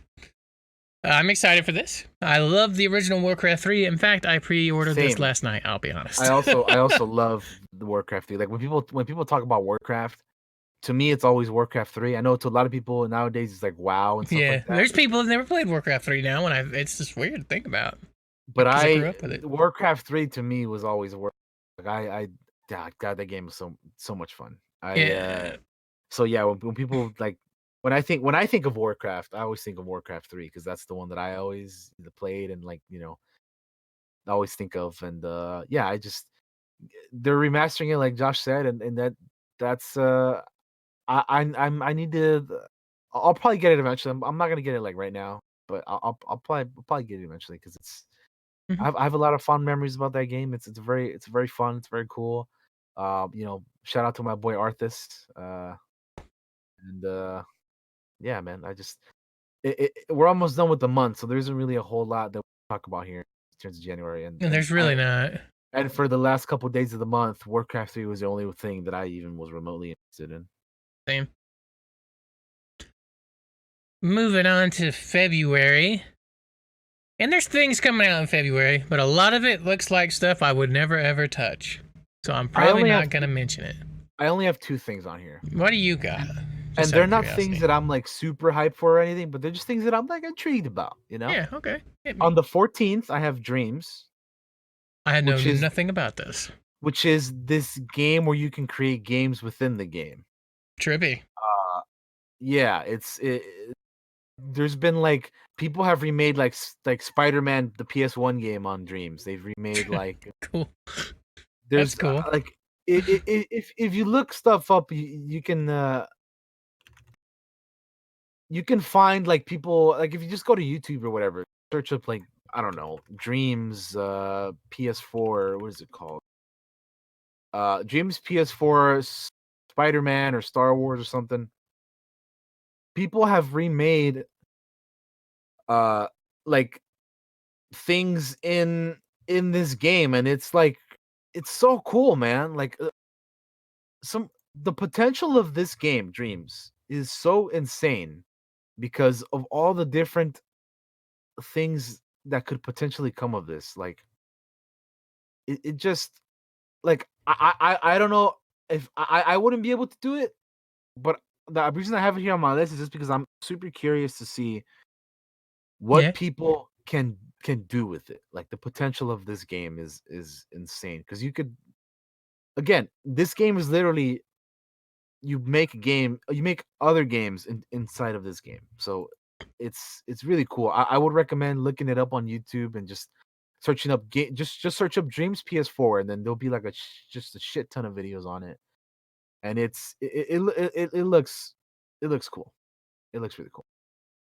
And then the other thing I have in February is on the 18th, and that is a Hunt Showdown.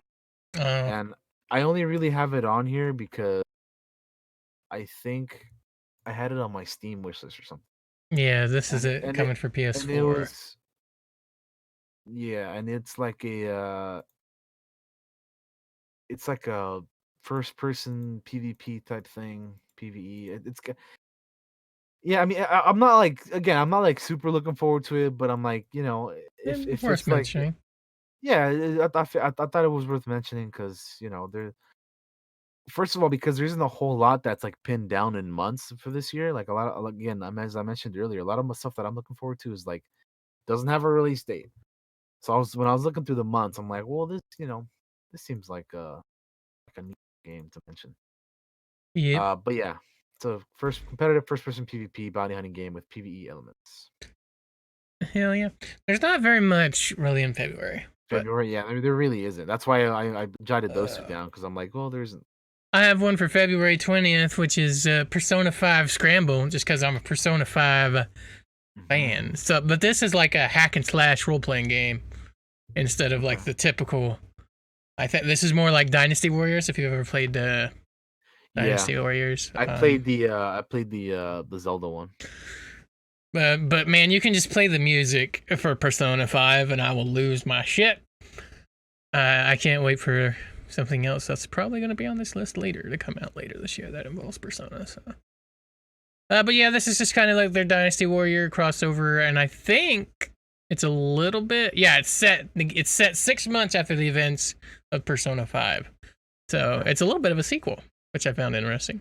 Nice, that's interesting. Yeah, a sequel, but a different type of game. Yeah. Cool. And some people might be interested in this, but One Punch Man has a game coming out also in February 28th, called One Punch Man: A Hero Nobody Knows, which is a fighting game by Koei Tecmo. Interesting. A lot of these anime games, I have like, I don't know, I don't really play them really. I don't Like either. I've been intrigued by some of them, like the My Hero fighting game, but like I don't know, those anime games has never really drawn to me, for some reason. Anyway, moving on to March. We have some stuff in March, eh? I think this list is up to date, by the way, but I'm not 1,000% March, sure. I have two things, and they're both on the same day. Well, first up, I have something on March 11th. Okay. Which is Ori and the Will of the Wisps. For those of you that are big fans of like Ori and the Blind Forest, this is the sequel to Ori and the Will of the Wisps. I remember when this was announced at E3, people were. Everything I've seen about this game is beautiful. The music's great. It looks great, and I'm kind of excited for it. And I'd love to check out the first game because I've never played any of it ever. Yeah, I was gonna say I never played the first one, so I don't really have much to say about it. What else? What you got? I have on the 20th, Animal Crossing: New Horizons and Doom Eternal. Doom. Yeah. Doom. So I've still yet to play Doom 2016. I'm in the process of playing it. I am going to play it on stream soon, hopefully soon. I'm currently going through Kingdom Come Deliverance, so I'm trying to get through that, and then I'll probably do Doom. But yeah, I mean, Doom's fun. It's one of those games, right? That you can just have a fun time and just kill shit. So Hell yeah. excited to play that. And Doom Eternal looks pretty good from what I've seen as well. At work they play over in the home theater section. They have Doom Eternal ads that run on all the TVs, and they all play at the same time. I'm just like, fuck, I want to play Doom every time they show up. Nice. Yeah, I'm excited for that. That's really all I have for March, though. I actually have a couple more. I have several things. Actually. Oh, really? What you got? March 13th, we have Neo 2 coming out. I know that's gonna be big for the Neo fans. Fucking play your samurai. I wanted to play the first one and never got to. You? It was I think it was free on PS Plus a couple months back. Yeah. I haven't played it though. Yeah. March 17th. I know like neither of us are really huge into baseball, but I still do love an occasional baseball game. I'll buy one every once in a few years. And if I buy a baseball game, this is the one I buy. The show, MLB The Show 20 comes out March 17th. If you're going to play a baseball game, the show is the best one to play, in my humble opinion. Okay. Yeah. And then March 31st, they have Persona 5 Royale, which I'm going to get. So I don't have this on my list, but I considered putting it on because I know how much you and other people talk about Persona 5 and how great of a game it is. Absolutely. But the only reason why I didn't put this on here is because this confuses me, because this is called Persona 5 what again? Royale, right. Yes. So I don't know, is this like what is this in compared to the original Persona 5? So it's all the original Persona 5 plus extra stuff. It adds an additional new character. It adds a new palace. It adds new music, more plot and social elements. A new semester to the game, which is like another season. And it's basically still the original Persona 5, but adding more shit onto it. And then wasn't that already a long game? Yes. They're adding more game to an already long game. Yeah, they usually do this with Persona games, I think. That's crazy. Like dude. there was Persona 4, and then like Persona 4 Golden came out later, and it was an enhanced version of the same game. I'm excited for it. I'll probably get it. I'll probably play it. I'll probably stream it. I love Persona 5. It's so good. I considered getting the original Persona 5 because it was on sale, but then I heard about this game and I'm like, well, maybe I should just wait. I think you'd have a good time with it. The music alone is like. Oh, I mean, I remember when you were streaming it, you'd listen to the music all the time. Yeah. Oh my god, I fucking get down to that music. Yeah, but I've never played any of the Persona games, so it would be it'd be a new interesting experience. Fuck, you know what I just realized? When we were on the boat at WaveCon, I should have been like, can you play some Persona 5? Some Persona 5. I'd be out there fucking cutting a rug to some Persona 5. Oh, dude, that would have been hilarious. Oh, goddamn. That would have been funny. All right, you ready to move on to April? Yeah, April. So I have 3 things on here. Yeah, there's a few things coming out in April. So the first one that I have is Resident Evil 3. That's what I have. I'm gonna be getting this. I'm fucking buying this shit. Resident Evil 3 was my Resident Evil. Resident Evil 3 Nemesis. Yeah. So it looks very similar to how they did the second one, and that one looked good. This one looks good. Good shit, man. I like what they're doing with these Resident Evil games. That they're like remaking them in. Just they look good, man. The remakes look good, so they should continue this with other games. I feel like like other games that are like now outdated. They should do what Resident Evil is doing with these games, and I feel like that would be some good shit. Yeah. My only issue with this game is I don't like Carlos's new design, but they have like a. I think if you get that, you can get the original skin. Right? Yeah. Yeah. There you go, man. You just gotta pre-order it. You got a couple months. That's true. But I mean, yeah, it looks cool. Resident Evil 3, it's not the one that I've played the most, because for me, the one I played the most is 4. But yeah, I would actually be very curious to play this game now that it's being remade. Yeah. I just remember fucking running through the streets, and you just hear a fucking Nemesis behind you going, "Stars." Yeah, that fucking scary. That just sounds terrifying. Having that big motherfucker chase your ass. Yeah. Cannot wait. And is single-handedly has one of the most scarring moments ever for me, which happens really early in the game, and it's just like, oh, that's just nasty. That's just gross. Yeah. Oh boy. I remember watching it as a kid. I can't wait to see it again. It's scarred me as a kid, but I can't wait to see it again. Yeah, exactly right. That's fucking hilarious. Yeah. The next one that I have is on the 10th. Same. Okay. So, yeah. If you want to mention it. Well, it's a game I've never gotten to play because I've never played any of them. Same. I will say though that I haven't played any of these games, but what I mean by that is I haven't played any game like in its entirety, like from start to finish. I have played a little bit, and by a little bit I mean like 5-10 minutes of Final Fantasy X on the PS2. Mm-hmm. Back in the day, I played a little bit of Final Fantasy X back in the day for a little bit, but I've never played any of these Final Fantasy games. So April 10th, we got Final Fantasy VII remake coming. By the way, that's what we're talking about. Yes, that's the game we're talking about. Yeah. So I never played the original. I know it's like one of the classic games of all time. The original on the PS1. It's a very like highly revered and loved game. But I never played it. Josh never played it. And this remake, honestly, is something that could get me into this universe because this remake looks really good. Which it's the same thing that like Resident Evil is doing. Like you're getting these outdated games from like before that are like classics or whatever. Yeah. And they're remaking them into it. They're remaking them in a modern style that looks really good and really cool. Like it looks like stuff that I would want to play. Yeah. So I'm all for games doing this kind of thing. Yeah, like I said, we've never played Resident Evil, Final Fantasy VII, but because of this remake, we both want to play it now. We will get the chance, yeah. Yeah, you know. For years, I thought about going back and playing 7 and putting like the HD. They got like HD packs and stuff you can make Oh to make yeah. it look good now. And it's like, man, I sure am glad I waited Right? because now I get it HDified. Yeah, man. But yeah, it honestly looks really, really cool. It definitely looks like something that I would play. I like that they have like the combat style for this game. Is like you can use the classic one or like the updated one for like this remake. You know what I mean? I think that's pretty neat. Yeah, it's looking cool.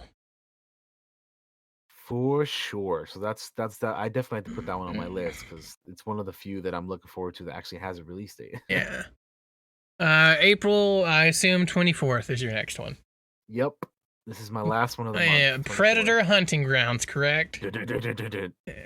Daniel and I have been following this game ever since we fucking heard about it. Bam, ba-da-dam, bum, bum, bum, uh, bum, bum, bum. Okay, I don't want to get a copyright it stuff. looks fun, man. Yeah, dude. It reminds me of like like one of those fucking one of those games that we've played, like Dead by Daylight or like what's the other one? The other one that they did with the fuck, what is it called? Uh My mind is blank. it's made by the same people. It's like this one guy hunting these there's like guns and shit in that game. It's called name Death Garden. Jesus, that's what it's There called. you go. Uh, I just like snapped into my mind real quick. Death Garden. yeah. It's kind of like that as well. It reminds me of. So and like Josh and I, like for the longest time, were like they should do a new Predator game. They should do a new Terminator game, and they should do a new this game and that game. And then And they guess did it. what? They did. They made Terminator Resistance, which I want to still get. By the way, it came out like late last year. I want to get that game and play it. Predator Hunting Grounds coming out this year. Now all they need to do is a new Alien game. Yep. It's gonna happen now. It is. The first few trailers for this, it did look a little rough. The last trailer they did actually looked smooth though, so it looks like it's come along, and I'm interested in checking it out. We still got a few For months to sure. wait, so they got lots of time. Yeah. May. I have one more thing for April, but it says TBA, so I don't know if it's Oh, like it's what supposed is to come it? out that month. What do you got? It's Minecraft Dungeons. Remember that Minecraft Oh like yeah, Diablo game? yeah. That looked fun, dude. It Yeah, looked I dope. played that. They showed it at E3. It looked cool, and I want to check it out, even though I'm not like a Minecraft person. I don't have it on my list for the simple fact that I didn't have when I was looking through this, it didn't have a release date, so I didn't. Yeah, it's weird. Some of these have like the game's on there, and it says TBA, so to be announced on the release date, and then I have like a big list of things that aren't scheduled to be released. So Yeah. I did No, want yeah. to say it though because that I'm did glad you look brought it up cool. because I didn't have that on my list. Yeah, so Minecraft Dungeons. But it's something that when we saw at E3, I was like, it looks good, dude. Yeah. Like I've played the original Minecraft, and it's fun when you have like a bunch of people with you. But Dungeons is like a co-op for I think it's a 4-player co-op, Yeah. and you just roll around in a dungeon and fucking Diablo, dude. Diablo Minecraft. Kill shit and get loot. Yeah, it looks fun. Moving on to May. May I have I think only one thing here. I got a couple things. The first one I have is for the 19th, which Okay, is mine isn't until the 29th, so you can go ahead and talk about the other stuff. Wasteland 3. If you've never played any of the Wastelands, I don't have this on my list because I haven't played any of them. they are squad-based role-playing games that have turn-based combat, so kind of like XCOM, except more role-play. Sorry. Ugh, there we go. I loved Wasteland 2. I've never played Wasteland 1, but I read that they are remastering Wasteland 1, and it's going to be coming out pretty soon. So I might go back and check it out. I remember you being pretty excited about this during E3. Yeah, I love Wasteland, man. They're fun. They're kind of like holy shit, my brain's not working. Pillars of Eternity. Oh, okay. Right? Yeah. Some of the tags on here: RPG, strategy, turn-based combat, gore. Yeah, it's like kind of like it's got some XCOM shit in there. Yeah. Mhm. Wasteland 3 is set in the freezing wastelands of post-apocalyptic Colorado, and the player takes control of the last surviving member of Team November, a squad of rangers. I'm a big fan of Wasteland, and I'm excited for this. If you pre-order it on Steam, you get a Colorado survival gear pack. Aw, damn. And let's move on to May 29th, for I know exactly what you go ahead and introduce this one, my friend. The Last of Us 2 is I have April 29th, right? Get ready to get bloody. May 29th. Yeah, May 29th. So I'm one of those people that likes The Last of Us, the original, but I think I might get some shit for this, but I think it's a little overrated compared to how other people view it. Like to a lot of people, it's like one of the greatest things ever. And I'm one of the few people that hasn't played it. Really, just a little bit. I like the game, but people like just will lose their minds over this shit. And I think it's a good game, but I don't think it's like the best. You know what I mean? Yeah, I feel you. This is my personal opinion. I still like the game a lot. I've played it. I beat it twice. Once on normal difficulty, and then once on grounded, which I regret very much because holy shit, dude. That game frustrated the ever loving shit out of me on grounded, dude. Like, don't listen. If you're thinking about playing this game, do yourself a favor and do it on normal or easy or however the hell you want to do it, right? But just have fun with it. Don't fucking torture yourself by playing it on grounded like I did. But anyway, I still like the game. I think it's cool. I think the story and the characters are great. But overall, ultimately, I think it's a good game. Not a. This is like my feeling sort of is not like how everybody else. So that's all. I mean, it's kind of like how I feel about Halo. So. But the second one is coming out this year. The first one came out in 2013. So the first one came out like towards the end of the PS3 era. It was like one of the last PS3 games. So people forget that it's like a PS3 era game. Yeah. And not a PS4 one. I got it and played on the PS4 because when I got my PS4, I got the bundle that had like GTA 5 and The Last of Us. So I played on PS4, but it was originally a PS3 game. And now, 7 years later, the second one is coming out. And I think it's gonna take place. I want to say it's like 5 years after the first game, timeline wise. I think. Oh, what's it say in here? Set 5 years after the events of The Last of Us. Yeah. There you go. I was right. Okay, so I'm just glad I remember that. But anyway, so yeah, 5 years after, we see like an older Ellie. She's got like tats and shit, and an older Joel, and it looks good graphics wise and everything. The combat and the gameplay looks pretty crisp, pretty crispy.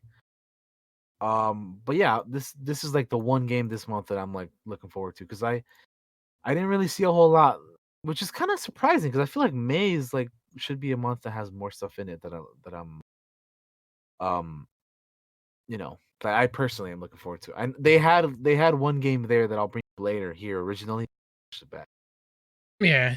And there could still be stuff coming too, because yeah, of course, and there's still things that they don't have release dates. Because it looks like June and July. I'd just skip those 2 months because there's literally nothing coming out. I skipped June, July, and August because I don't have anything there, dude. Yeah, there's nothing in August either. That's right. June through August, I have nothing because there's like nothing there that I see. Yep. But yeah, do you have anything else in May? In May, I do not. Okay, so we skip June, July, August. My next thing is September. My next thing is September 1st, actually. Oh, really? Mine's the 4th. Yeah. So this makes me happy because shit's coming out. September is my birth month, so this makes me hype because mine's July, so that's depressing because there's nothing there. I know, right? There's nothing. There will be probably. Yeah, there'd be crazy not to put games out in the summertime. What the fuck? Yeah, for sure. I mean, the June, July, August, that's 3 months of nothing right there. But the first thing I have is fucking Iron Harvest. I have been looking forward to this since the motherfucking Kickstarter. I don't have this game on my list, but this looks sick, dude. Yes, Yeah, yes. Iron yeah. Harvest is supposed to come out. I'll play the little trailer bit down here. How come? How come I didn't have this on my list? I could have sworn I had it Wait, on is here. this all just newsreel? Oh, there we go. Big giant robots. This is based on the board game or war game or tabletop war game, whatever you call it. Yeah, this looks really, really cool, man.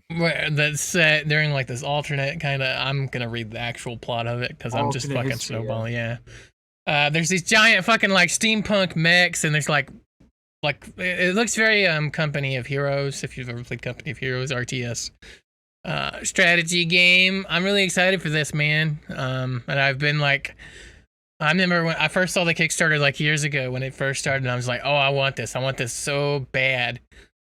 And then it's like, oh yeah, it's not coming out for a few years, and I'm like, fuck me, sideways. But yeah, let me read the actual Iron Harvest. The RTS fans actually want this game. Yes, we do. It looks really cool though. There's like Here we go. I like the mech designs and everything. They look neat. Yeah. It makes me think of like Mech Warrior, yeah. Iron Harvest is a real-time strategy game set in an alternate reality of 1920s. Just after the end of the Great War, it's just after the end of the Great War. There we go. Our goal is to make the RTS fans actually want. This is going to be developed by King Art Games and published by Deep Silver. I'm really excited. It's going to be dope. It looks awesome. I can't believe I forgot about this. Yep, it's September. Nice. Next up is all you, my friend. So next up, I have on the 4th is Marvel's Avengers. Yeah. So this is the game that I mentioned earlier that was going to be in May originally, bumped to September. This makes me happy because, like I said, birthday. I get this for my birthday probably. So yeah, that's pretty sick. Yeah, I mean, this is gonna be another game that people have been kind of like been giving a shit and here and there and whatnot, but I'm looking forward to it. I'm just gonna be excited to like play as these Marvel characters and just wreck shop with them.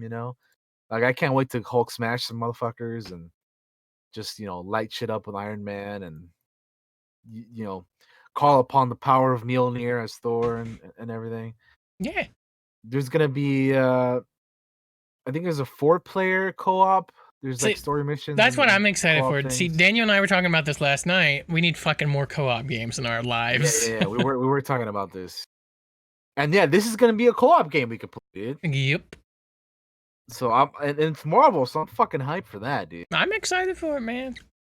More time to cook is a good thing too. So yeah, exactly. And there's gonna be like all kinds of skins and shit for the characters, and I'm sure. And I think they're gonna be adding like characters to the game as along the time progresses too, and everything. Because people were like, "Oh, where's Hawkeye?" Like, I'm sure he'll get added to the gotta game. get my boy in there. Yeah, I'm sure he'll get added to the game at some point. I mean, fuck, they have Black Widow in there, Yeah. So I'm sure he'll be in voice cast for this game is nuts, by the way. Yeah, the actors for this are really, really, really good. But yeah, that's a game that I'm really looking forward to. I like the gameplay and trailers and stuff that we've gotten, and I feel like the character designs have been getting better and better as they've been working on the game. So yeah, because I remember at first they were kind of wonky, but like they're improving on the game, man. Just that's all shit always is, man. You just got to give them time and they'll get it right. But yeah, Marvel's The Avengers, very, very much so looking forward to that. Hell yeah. Do you have anything before the 17th? No, but I got the 17th. Go for it. We got that Cyberpunk 2077. You're breathtaking. What even needs to be said? Nothing really, other than this game got delayed, and we're excited for it. Yeah, I mean, Cyberpunk 2027 originally supposed to come out in April, I think.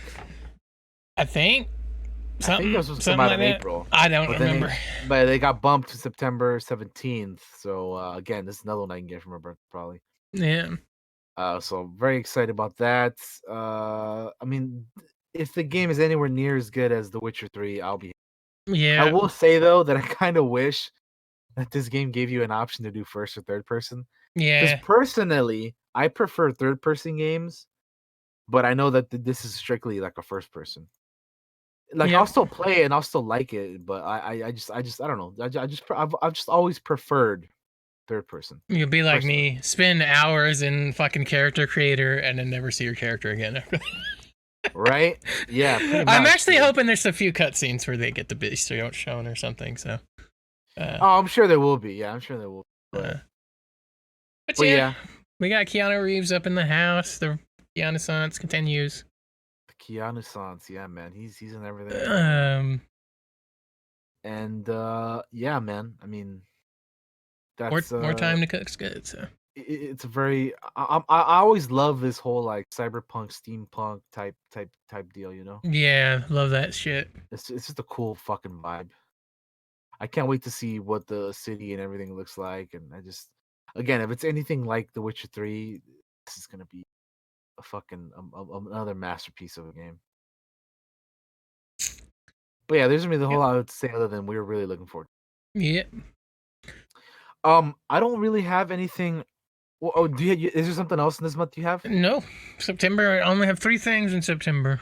Okay, I don't really have anything in October, November, or December. We mean you don't want to play Who's Your Daddy? I don't even know what that I'm is. kidding. Obviously, it's something really weird. But the rest of my list is just TBA, Yeah, we got some TBA stuff. which we can go through. Most of mine is done by title, so it's alphabetical. That's the word. Okay, yeah, alphabetical. Mine is kind of like that as well. Yeah. What do you got first? What's your first one? Okay, mine starts with D. Do you have anything before the letter D? I do. I have a few things actually. All right, go for it. You go ahead first. I have a Total War Saga Troy. People know I love them Total War games, and this is kind of like a little bit of what, like a mini Total War Achilles. game. Yeah. Hector. Yeah. This is kind of like one of the Thrones of Britannia, Fall of Samurai, along those kinds of lines. Total War set during the Trojan War. And I think there's going to be heroes and shit like that in it too. Which, Boy, Achilles in there fucking shit up. yeah. Let's read what this is. This is the first award-winning strategy game in the series to focus on the Bronze Age, Mediterranean, and legendary 20-year conflict between the kingdoms of Troy and Greece, known as the Trojan War. Yeah. Coming 2020. I'm really excited for this because I played Three Kingdoms, and they got so much shit right, and I'm probably gonna go back to it. They've had 2 little expansion packs. I'm gonna buy both of them at some point. Your boy Lubu gonna fuck some more shit up or what? Yeah, yep. Yeah, boy Lubu. What's funny, in my last game, I recruited him, took his shit, and then fired him. So I took his weapons and shit, his horse. Damn, just took his shit and got rid of him. Crazy. I'm excited for it. Even though it's probably gonna be more of like a mini Total War. Next up, I have Bravely Default 2.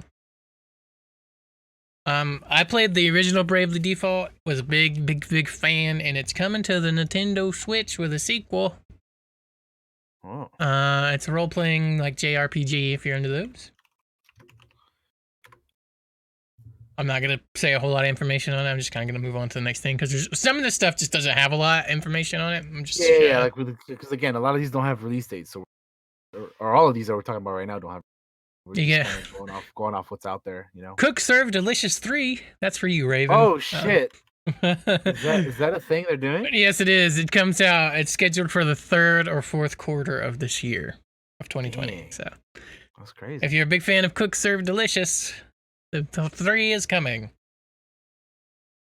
And then the last C thing I have is Crusader Kings 3, which is from Paradox. Oh yeah. I heard Crusader Kings 2 was crazy and had the biggest thing for it is it had the Game of Thrones mod.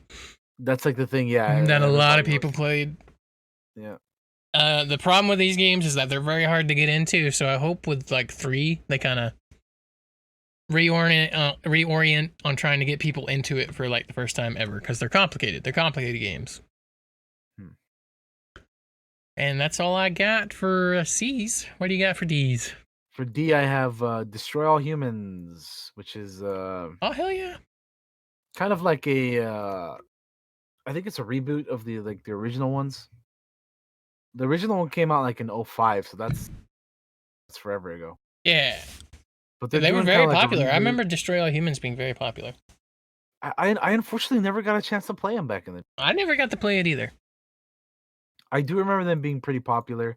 I'm excited to play this new reboot though, because I was always intrigued by the original one, and I just never got a chance to play it, man. I always thought it was a fun game though. Like I remember I did play it once, but at like a store, like where they have like the little shit where you can play it like at a store or whatever. Mm-hmm. So we're talking years ago, man. This must have been like 05, 06 maybe. Played it like briefly at a store somewhere, like at a Toys R Us or I don't know where. Best Buy maybe. I don't know, somewhere. But yeah, this. I wonder how similar it'll be to the original game. I'm not really sure of information story wise or anything like that. I have no clue. I think it is a remake or reboot of the OG. But yeah, I mean, it just looks like a fun game that definitely piques my interest, especially since I didn't get to play the original one. So yeah, definitely, talking about games that we didn't get to play before, like again, like Final Fantasy VII. This goes into that category as well for me. So yeah, this is on my radar that I definitely want to get and play. All right, you got any other D's? A, B, C, D, E. I have an E. I have some more. I have some D's. All right, go for it. Desperados 3. For those of you that have never played Desperados, they're cowboy games, and Desperados 3 is being made by Me Games, who are the people that made Shadow Tactics: Blade of the Shogun. I've played a bit of that, yeah. Which I've been meaning to play, and I know it's very popular. But Desperados is like a fucking top-down cowboy, kind of like Shadow Tactics, I think, type game. I've never played the originals, but it's a cowboy game, and Daniel and I love Red Dead, and so we love cowboy games. I fucking love Red Dead. God damn right! I seriously, like, it's one of my favorite games of all time. Seriously, so good. Both of them, yeah. But yeah.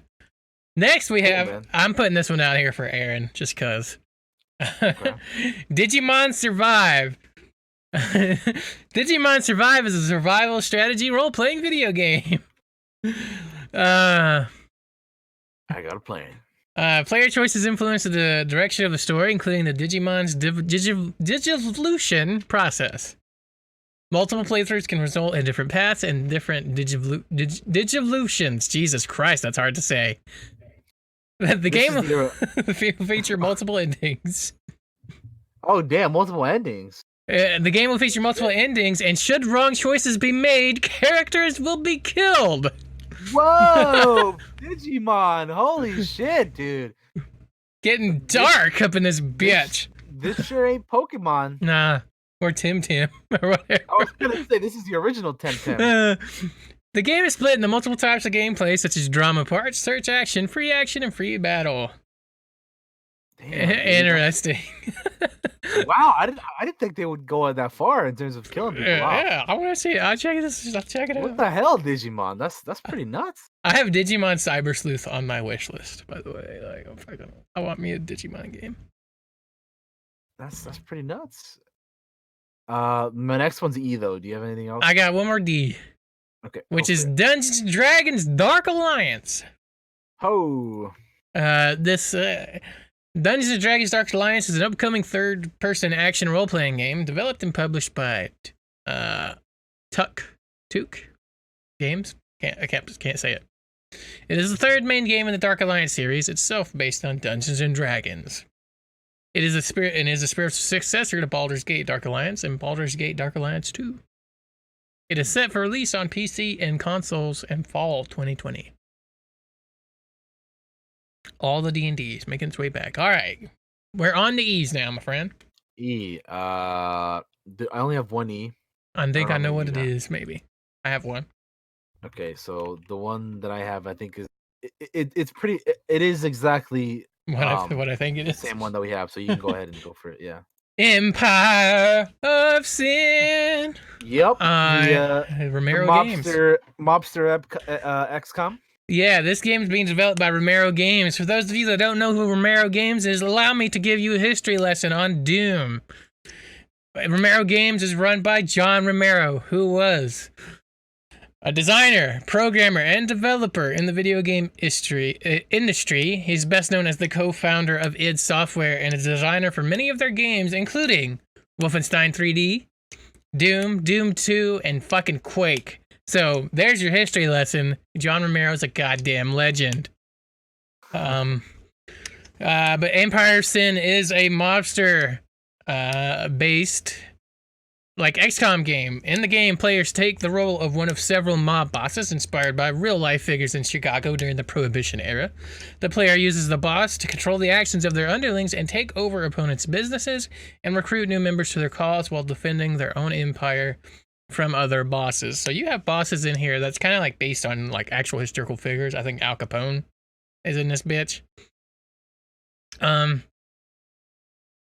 Yeah, and like John Romero and his wife are both working on this, and I think she was like the one that wanted this game apparently, which makes me like, you married well, John.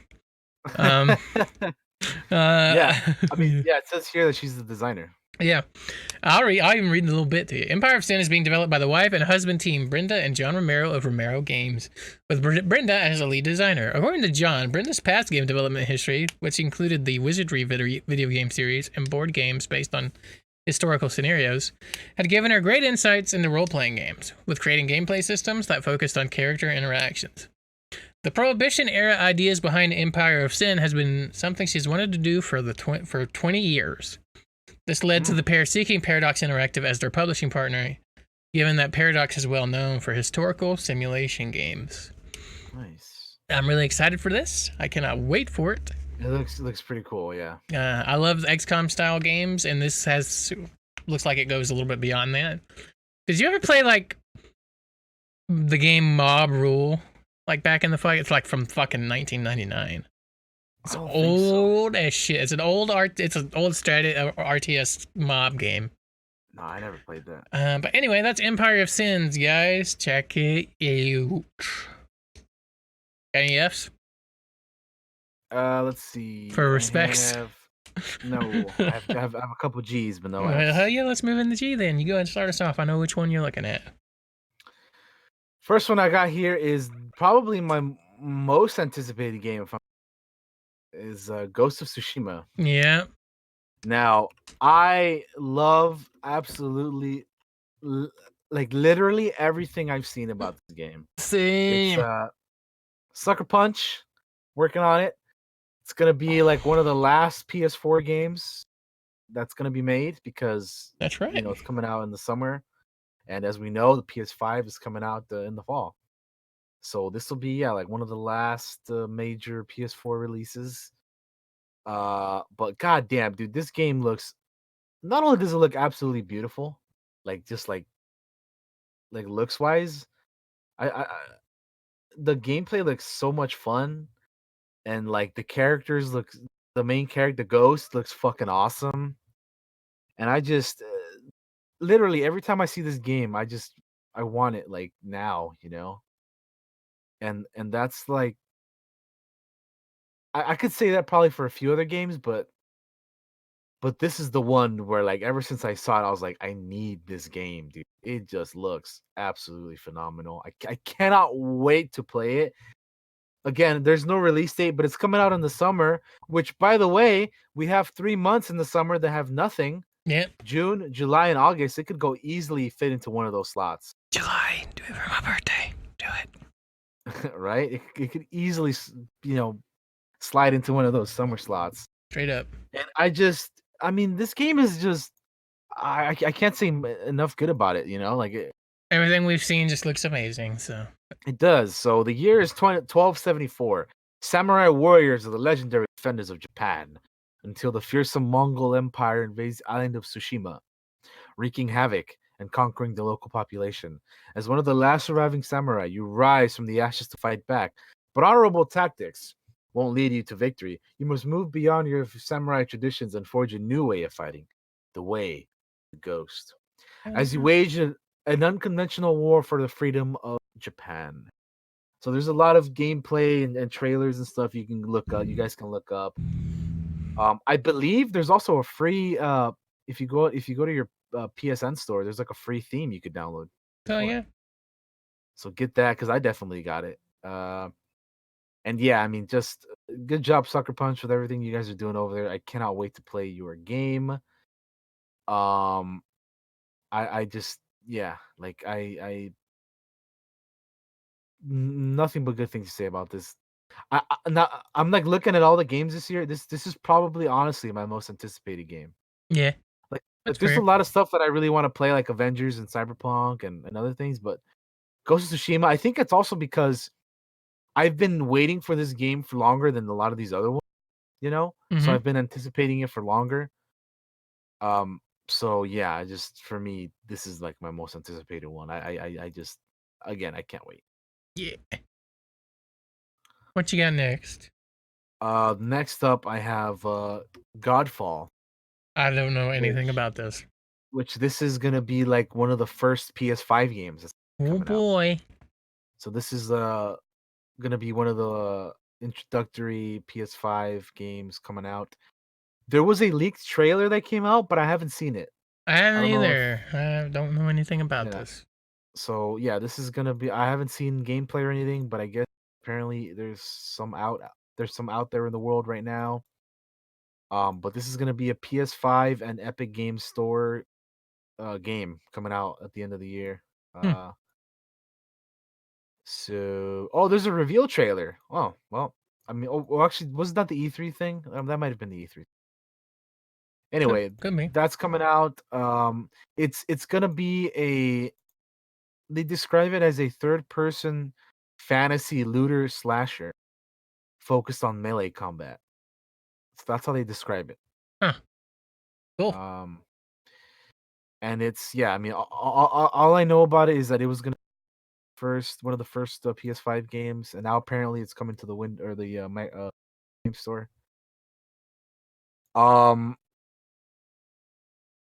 yeah. Cool. Not a lot of info, So but it's out there. yeah, I want to know. I want to know more about it, but I'm intrigued based off of what we know. Uh, and again, I haven't seen the leaked gameplay, but I'm sure since people were talking about it, I'm sure that it looks pretty neat. Um. Anyway, the next thing I have on here is Monsters, which is kind of Sorry, like you cut out for me, buddy. What'd you say? the next thing I have on here is called Gods and Monsters. Yeah, this is like that. They showed this at Ubi's. Yeah, Like it's a the little Ubisoft trailer. game. I get a lot of like Breath of the Wild vibes off Yeah, of this thing. there's some Zelda in there. It's Greek, Yeah, I yeah, believe. it's like a Greek. It's gonna be like a Greek Zelda pretty much. But yeah, just like the scenery and the whole vibe of everything, it gives Breath of the Wild vibes. Yeah. It looks cool. It's gonna be I think on every system because it's a newbie game. It was supposed to come out I think February this month or this year I think originally, but Which like was like insane. I think even when they showed that date, we were like, yeah, that's not gonna happen. yeah, but they took it off and they removed it and now it's in TBA. But it looks cool, man. Like I'm really like I remember seeing it like at E3. I was like, what is this game? It looks like really it looks very very intriguing. You know. So that's one of the big things I've always liked about Ubisoft is like, at least they try new shit. Hmm. A lot of people will just go fucking and just sequel after sequel and don't like make new stories or anything like that. Just make a bunch of fucking sequels Yeah. and build up till you're just fucking sick of them, which Ubi's done in the past, obviously with fucking Assassin's Creed. But but I'm excited for something new from them. So cool. Yeah, but a little synopsis for those of you who don't know what From the creators of Assassin's Creed Odyssey comes a storybook adventure about a forgotten hero on a quest to save Greek gods. Embark on a journey to the Isle of the Blessed. Combat mythological creatures and defeat Typhon, the deadliest monster in Greek mythology, in a face-off for the ages. Gods and Monsters is an open-world action-adventure game full of epic quests, epic battles, and quests. Roam freely in a beautiful fantasy world and use extraordinary abilities against mythological monsters who aren't your only foes. Tricky trials, treacherous dungeons, and heroic feats await. So yeah, pretty much what I gather by this is fucking Greek Breath of the Wild, dude, which sounds fucking awesome. Sounds dope to me. Hell yeah. So yeah, another game that I'm gonna be like definitely looking forward to. I think that's it for G. Do you have anything else there? Nah, not for G, I don't. HIJ? H, I Okay. got some H's.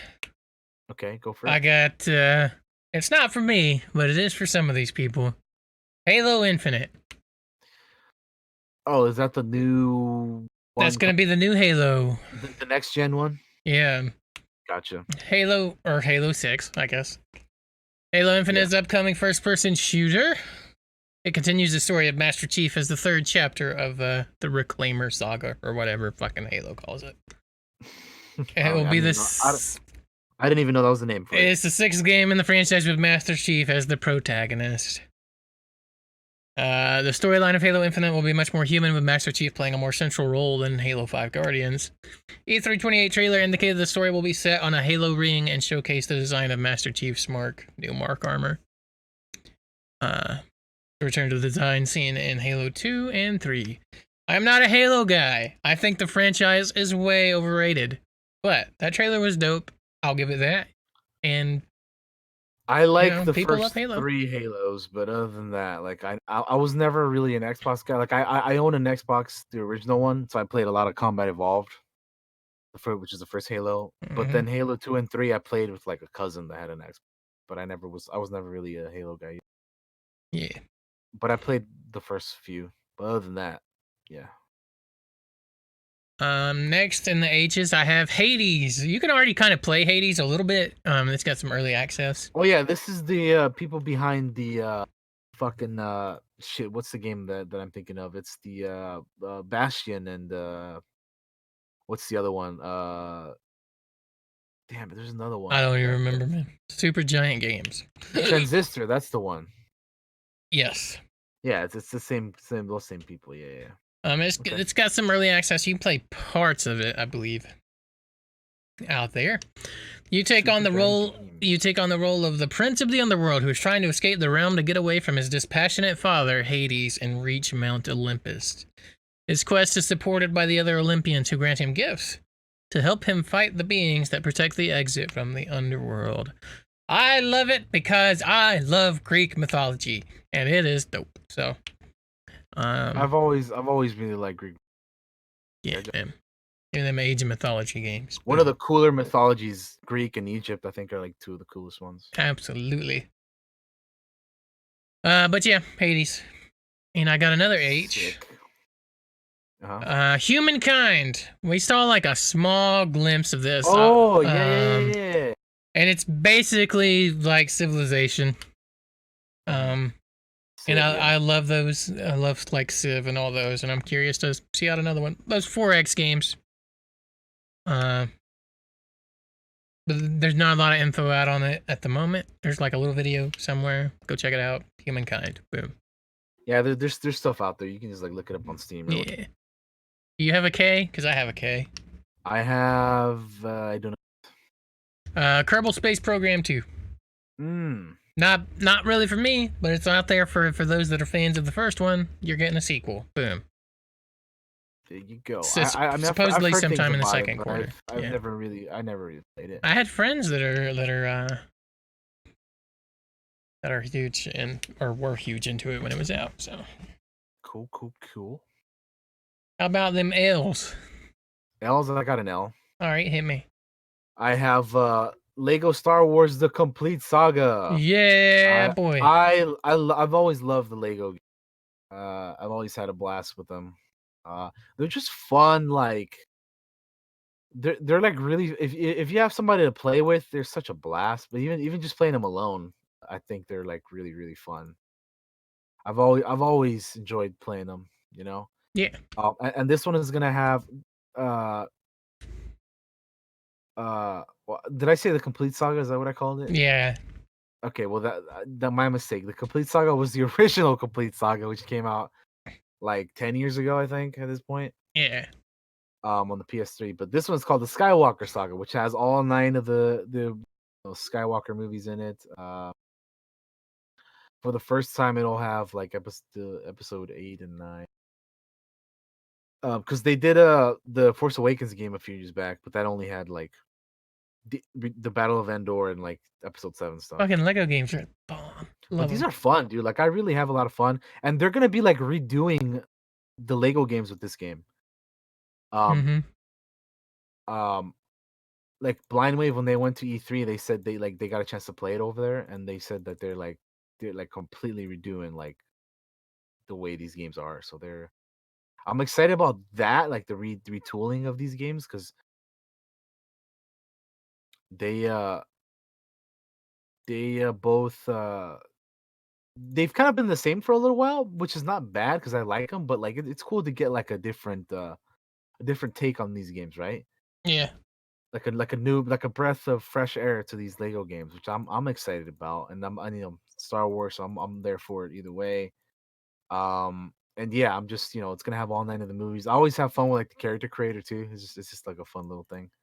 Yeah, and the co-op, which we need more Yeah, co-op. again, yeah, co-op, which will be fun. So I can't wait to play this Stay game. tuned for Daniel and my co-op run through Star Wars. Dude, I would be down for you. Dude, if this is co-op, I'd be down to fuck. Yeah, fuck yeah. That'd be awesome, dude. Stay Anyway, tuned. yeah, so I'm very, very, very much looking forward to that game. Yeah, so I think that's the only L I have. I didn't really see any other ones. I got one. Little Nightmares 2. I didn't play the first one, but I didn't either, but I watched people play it. Yeah. I watched people play it. The first Little Nightmares was a trip, and the second one probably will be too. It's a puzzle platformer, which is why Daniel and I didn't play it. Yep, I am historically not the best with puzzles. I don't know how I made it through the Portal games, but I did somehow. But no, it's not on the list for us. It's on the list for you guys that like it, and I'll watch other people play it, but I don't really play puzzle games or platformer games, and putting them both together is not gonna make me play them. But yeah, I'll watch other people play them. That's out there. It's coming sometime this year, probably. Yeah. How about M's? M's. I I forgot my alphabets. Minecraft Dungeons, which we already talked about. Oh yeah. Apparently, there's a Medal of Honor game coming. I mean, that would be interesting because I'm curious just to see what a modern Medal of Honor game would. And when I click on it, it takes me to Respawn. So yeah, here it is. On December 1st. Oh, sorry, hang on, that's the wrong thing. Is developing Medal of Honor Above and Beyond. So possibly a Medal of Honor game. Oh, it's a fucking. Is it an Oculus game? It says Windows. I don't know, man. I've got 2 different things. This is possibly a fucking VR game. I don't know. There's literally no info about it. Do you have any other M's? Because I actually do have one more. I have one more. For M's? No, I don't have one. Microsoft's Flight Simulator. Now you're gonna laugh. Yeah, you're gonna laugh. Okay. But this is actually looks kind of dope to me. Flight sims. I mean, hey, flight sims can be fun. Well, the coolest thing about this is like it simulates the entire Earth using textures and topographical data from like Bing. So it'll have 3-dimensional representations of the world's features such as terrains, trees, grass, buildings, and water, which will be generated using Microsoft's Azure technology. I just love the idea of you being able to fly around in an airplane and look down and see your house. You know what I mean? It's really cool that it uses like all the real like map data. So I find that kind of cool, and that's why I mentioned it. Hmm. Uh, how about ends? You got any ends? What is this? Oh Any my, ends? that looks bad. I don't believe so. I I only have got like two one. other things on here. Go for it. No More Heroes 3. While I am not a big fan of No More Heroes, or I haven't really played any of the games, I know there are people that are tons of fans of No More Heroes. Which there's a action adventure slash video game. For the Switch. Yep. Um, following a 10-year Okay. hiatus since the last time they had like a straight up numbered entity of No More Heroes. The game follows Travis Touchdown's return to Santa Destroy, as he must defend the world from a powerful army of aliens, led by a galactic overlord prince. It's set for release sometime this year. For those of you that are No More Heroes fans, you got something coming. There you go. And you got any O's? I don't. I don't either. Moving on. I don't think I have. I don't think I have anything up until V. I got a P. All right, go for it. Psychonauts 2. Oh, okay. I didn't play the original, but it seems to be much beloved by people enough that they fought tooth and nail to get a sequel. Yeah. And it is coming. Which what the hell? When the hell did the first one come out? It's been a while, right? Forever ago. First one came out in 05. Yeah, So damn. 15 years later, huh? It is an upcoming platformer video game developed by Double Fine and published by Xbox Game Studios. The game was announced at the Game Awards ceremony in 2015, and it's planned for release this year. Damn, 5 years ago. It doesn't even feel like that though. But yeah, I guess it was, man. It's coming if you're a big fan of the original. You're getting your sequel after all this time. Yeah, man. Uh, There you go. I'm going through R's. Is there anything in R's I see? Not really. I got an S. The fucking Settlers. You ever play the Settlers? Settlers? I don't believe so. Settlers. The Settlers is the 8th game in the Settlers series, and the classic build-up strategy game, and is set to launch this year. The idea is to make the game familiar to those who already know the series, but also bring the Settlers to today's visual and gameplay standards. It was announced in 2018 at Gamescom. Brand reboot. This is an Ubisoft game. 2020. I love the Settlers. You kind of just build up like a little town. I think you have soldiers and shit that defend your town. I think it's probably actually right up your alley, Daniel. To be honest with you, if you're into those. It might be. Yeah, it might be. Skatebird coming out in 2020. Skatebird? What the hell is that? I don't know. I just thought it was funny, so I said Oh, yeah. We saw this at like at the one of the conference at E3 or something, right? Yeah. Maybe. I can't remember. Yeah, I'm pretty sure we did. It's like a Kickstarter or something. Yeah. Yeah. Moving on. Flip over staplers, yeah. SpongeBob SquarePants Battle for Bikini Bottom Rehydrated. That's the remaster of SpongeBob. Yeah, I remember that. Yeah, because I remember a few months back they were talking about what is it, THQ is gonna like redo one of their old games or whatever. They were like, oh, it's just fucking SpongeBob. Yeah. Yeah. Yeah, that's funny. Streets of Rage 4. There's some Streets of Rage fans out there. You've got a sequel coming. They fucking put in their boy in the Smash Bros, so there's got to be. Yeah. It coming out sometime this year. I've never played a Streets of Rage game, so I can't offer any. I never have either, so yeah, I could. Super Meat Boy Forever. I guess that's a sequel to Super Meat Boy. That's coming. There's people that are fans of Super Meat Boy. Okay. Originally planned as a mobile-only version of Super Meat Boy. Okay, moving on from that. Really? Coming out sometime this year. Surgeon Simulator 2. I think we've all seen the gifs of hilarious surgeries going terribly wrong. Sometime this year. Okay.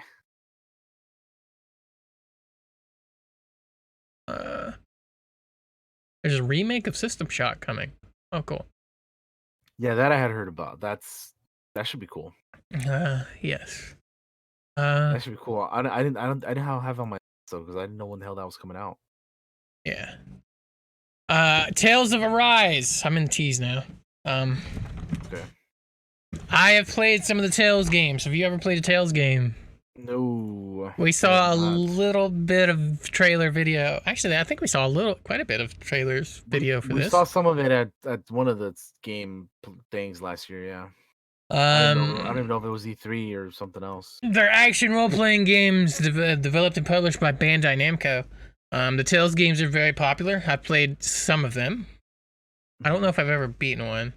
I'm excited for this one. It looks amazing. What they showed us looked amazing, like very beautiful. And a whole so the original Tales games look super anime. And while this still looks anime, it looks like a way higher quality anime. So I'm excited for the Tales of Arise game. Okay.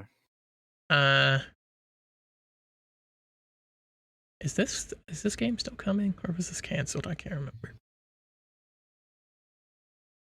I'm gonna mention it anyway, and you can tell me if you've heard any news. Okay. Tom Clancy's Rainbow Six Quarantine. Is that still coming? Not that I'm aware. I haven't heard anything about. This says April 2020 through while. March 2021, so that could be. It might still be a thing. Who knows? Not me. I mean, it says 2020, so Yeah. maybe at some point we'll see. I don't know. Anyways, we're on to V's. I've talked a lot. You say what V game you is. I think I know what it is. V. It's a Vampire the Masquerade Bloodlines 2. Yeah, buddy. So I didn't play the original, but this one has kind of piqued my interest. I played it a little bit. It's a fun time to be a vampire. This is all based on a tabletop game, by the way. It's based on a tabletop role-playing game, Vampire the Masquerade. Who knew? Games based off RPGs. Who would have thought? The story follows a human in the 21st century Seattle who is killed and revived as a thin blood vampire with relatively weak vampiric abilities. So that'll be interesting. The original Vampire the Masquerade, they weren't like big on the combat. It's more like their story that was good. So I'm interested in this. Yeah, I mean the stuff that we saw at E3 and whatnot looked pretty neat. Especially like this is just another game that like I didn't play the like doing it. Oh, you're cutting out for me, buddy. What do you say? Nah, this is another game that I didn't play the original of. So you know, I'm gonna get the chance to play like the updated or sequel version in this case of it. So I'm you know, should be pretty cool. I'm generally not too into the whole vampire shit. Yeah. For like generally, but I feel like this one could be an interesting take on it. So I'm this universe that is. So I'm because I don't know much about it, but I'm curious about this game. So for that reason, I have it on my. It looks good, like visually and thing. Yeah. Kind of reminds me of that other vampire game that I play, Vampire or whatever. Vampire. Yeah, I didn't. I remember I was like, well, that could be interesting too, but I never played it. I mean, I still might at some point, but I haven't yet. Yeah, it's getting cheaper too. So yeah, Vampire, the Masquerade, Bloodlines 2. That's no release date, just 2020. Yep. Okay. Looking at this list, I only have one thing left. It's a W. Same. And I'm pretty sure we both know what it is, which is it's Watch Dogs Legion, correct? I thought it was a Granny Simulator. No, I'm kidding. No, it's Granny Simulator. That's true. Granny Army Simulator. We should have done that back in the G's. God damn it! You wasted a good joke. Oh well, man. I know. Oh well. We didn't. It is what it is. But I didn't want to talk about it because this game's a W. So it's true. It's fair. Watch Dogs Legion. Yeah, this game looks cool, man. I have not played the other two Watch Dogs. I have the first one because I got it for free when Uplay was giving it away. So I'll probably get to it at some point. I played the first one. I hear the second one's better, but I haven't played the first I one. watched somebody play the second one, and to me, it was just cringy. So it's just like, eh. And But so, yeah, but I'm really this interested in this one. Legion looks pretty fun, dude. Like Yeah. just based off the gameplay that we've seen, it looks like it could be a fun time. Not So only I would that, be down to play it. interesting about what it, and it has one of those systems that makes me think of Shadows of Mordor, right? Like Oh yeah, the orc kills you and like becomes somebody kind of deal. yeah, exactly. And this is kind of similar, a little similar. Yeah, I can see the similarities. Yeah, I like there's enough there for me to draw the line to it. right. It also makes me think of D&D, where you recruit a guy and play that character, and if they die, I just get another dude. So, Yeah, pretty much. Yeah, I'm super interested in this. What we saw at E3 was very interesting. So For sure, I like that you could like recruit whoever. They gotta have like a. I wonder how many different like templates for NPCs they're gonna have. voice acting, because they were talking in the trailers we saw. So Yeah, because at a certain point, you're just gonna like recruit the same kind of people, right? So they gotta kind of be different in some way, right?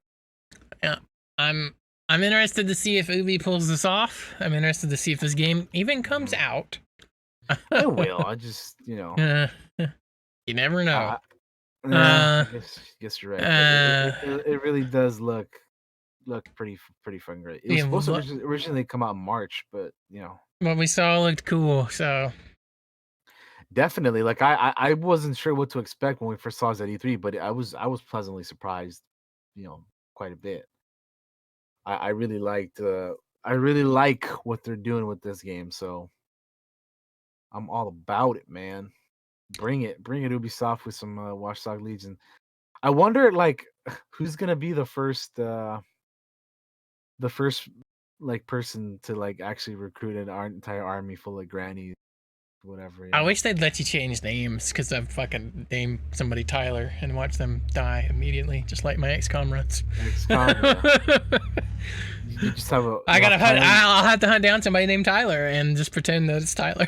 You'll have Tyler, then you have somebody called Fives, and you have Tyler 55505. Then Oh you'll my have god. just an army of Tylers. My that boy you just dies yeah. all the fucking time. Yeah. But yeah, we're excited for this. Yeah. And that's all I got. You got anything else? That's it, man. That's all I got. It's kind of weird because there's a lot of stuff on here that just doesn't have a release date, and other stuff that does, because it's big and pushed back and whatnot. So Yeah, what's funny is like they'll announce a million other games that'll come out this year too. right, and then we'll be like, well, we didn't have those on our list because we didn't know they were a thing. Yep. They'll get mentioned in like probably our E3 post podcast that we do. For sure. I mean, we'll definitely we always do E3. And we do the news anyway, and we usually do big announcements. So anyway, this was our big game preview 2020. 2020 games preview. The big thing you're excited for is Ghost of Tsushima. Ghost of Tsushima's mine, yeah. I mean, of course, I still have like Cyberpunk and Avengers and Lego Star Wars, but Ghost of Tsushima is my number one, yeah. My number one's probably Cyberpunk, followed very closely by Ghost of Tsushima. Nice. And it's probably number two. It's close enough that I could live on the difference. But I guess that's gonna do it for the show. That's gonna do it for today, guys. Let's do our handy dandy shout out. Hang on, let me flop this over for Daniel. Boop, handy dandy notebook. There you go. You're up, buddy. All right, guys. Thanks for joining us today. It's been a fun one. Remember D&D tomorrow. It's gonna be fun. Josh has some new stuff for us tomorrow that he'll talk about tomorrow. So join in for that. Otherwise, you can follow me and all that stuff here on the sides here. I'm currently playing through Kingdom Come Deliverance on my stream, so check that out. I'll be going back to that on Monday. I'm uploading the playthrough on YouTube as always. And yeah, I mean, there's gonna be some stuff coming up, and hopefully, Josh and I may be doing some co-streams in the future. Yes. So keep an eye out on that as well. And yeah, I mean, I guess that's it. We'll see you guys next week. We don't we'll keep you guys updated on the topic for next week's show. So just follow us on Twitter or I'll call it now. It's gonna be the Super Bowl. No, I'm kidding. That'd be horrible. what? Could you imagine we did a Super Bowl show? I mean, shit. I mean, we probably could, dude. But anyway, Super Bowl 2020. Super Bowl 2020. You heard it here first. Yeah. Yeah. So just keep an eye out. Keep an eye out on Discord or on Twitter, and we'll let you guys. Yeah. But that's all I got. Thank you for watching, and we'll see you guys next time. Boom. All right. Thank you very much, buddy. Let's flop over to Mike. There we go. Hi. Hi there, guys. Let me get my head centered. There we go.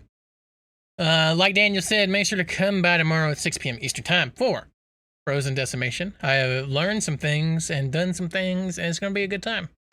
That's all I'm going to say about that. Keep an eye out for next week's topic. We'll tweet it out. Daniel and I will talk about it when we get some free time. I don't really have much else to say other than rip my comic book shop. Go to your comic book shop and buy something. Keep them in business because they're very important. Other than that, we'll see you guys next Saturday, I guess. Bye-bye. See ya.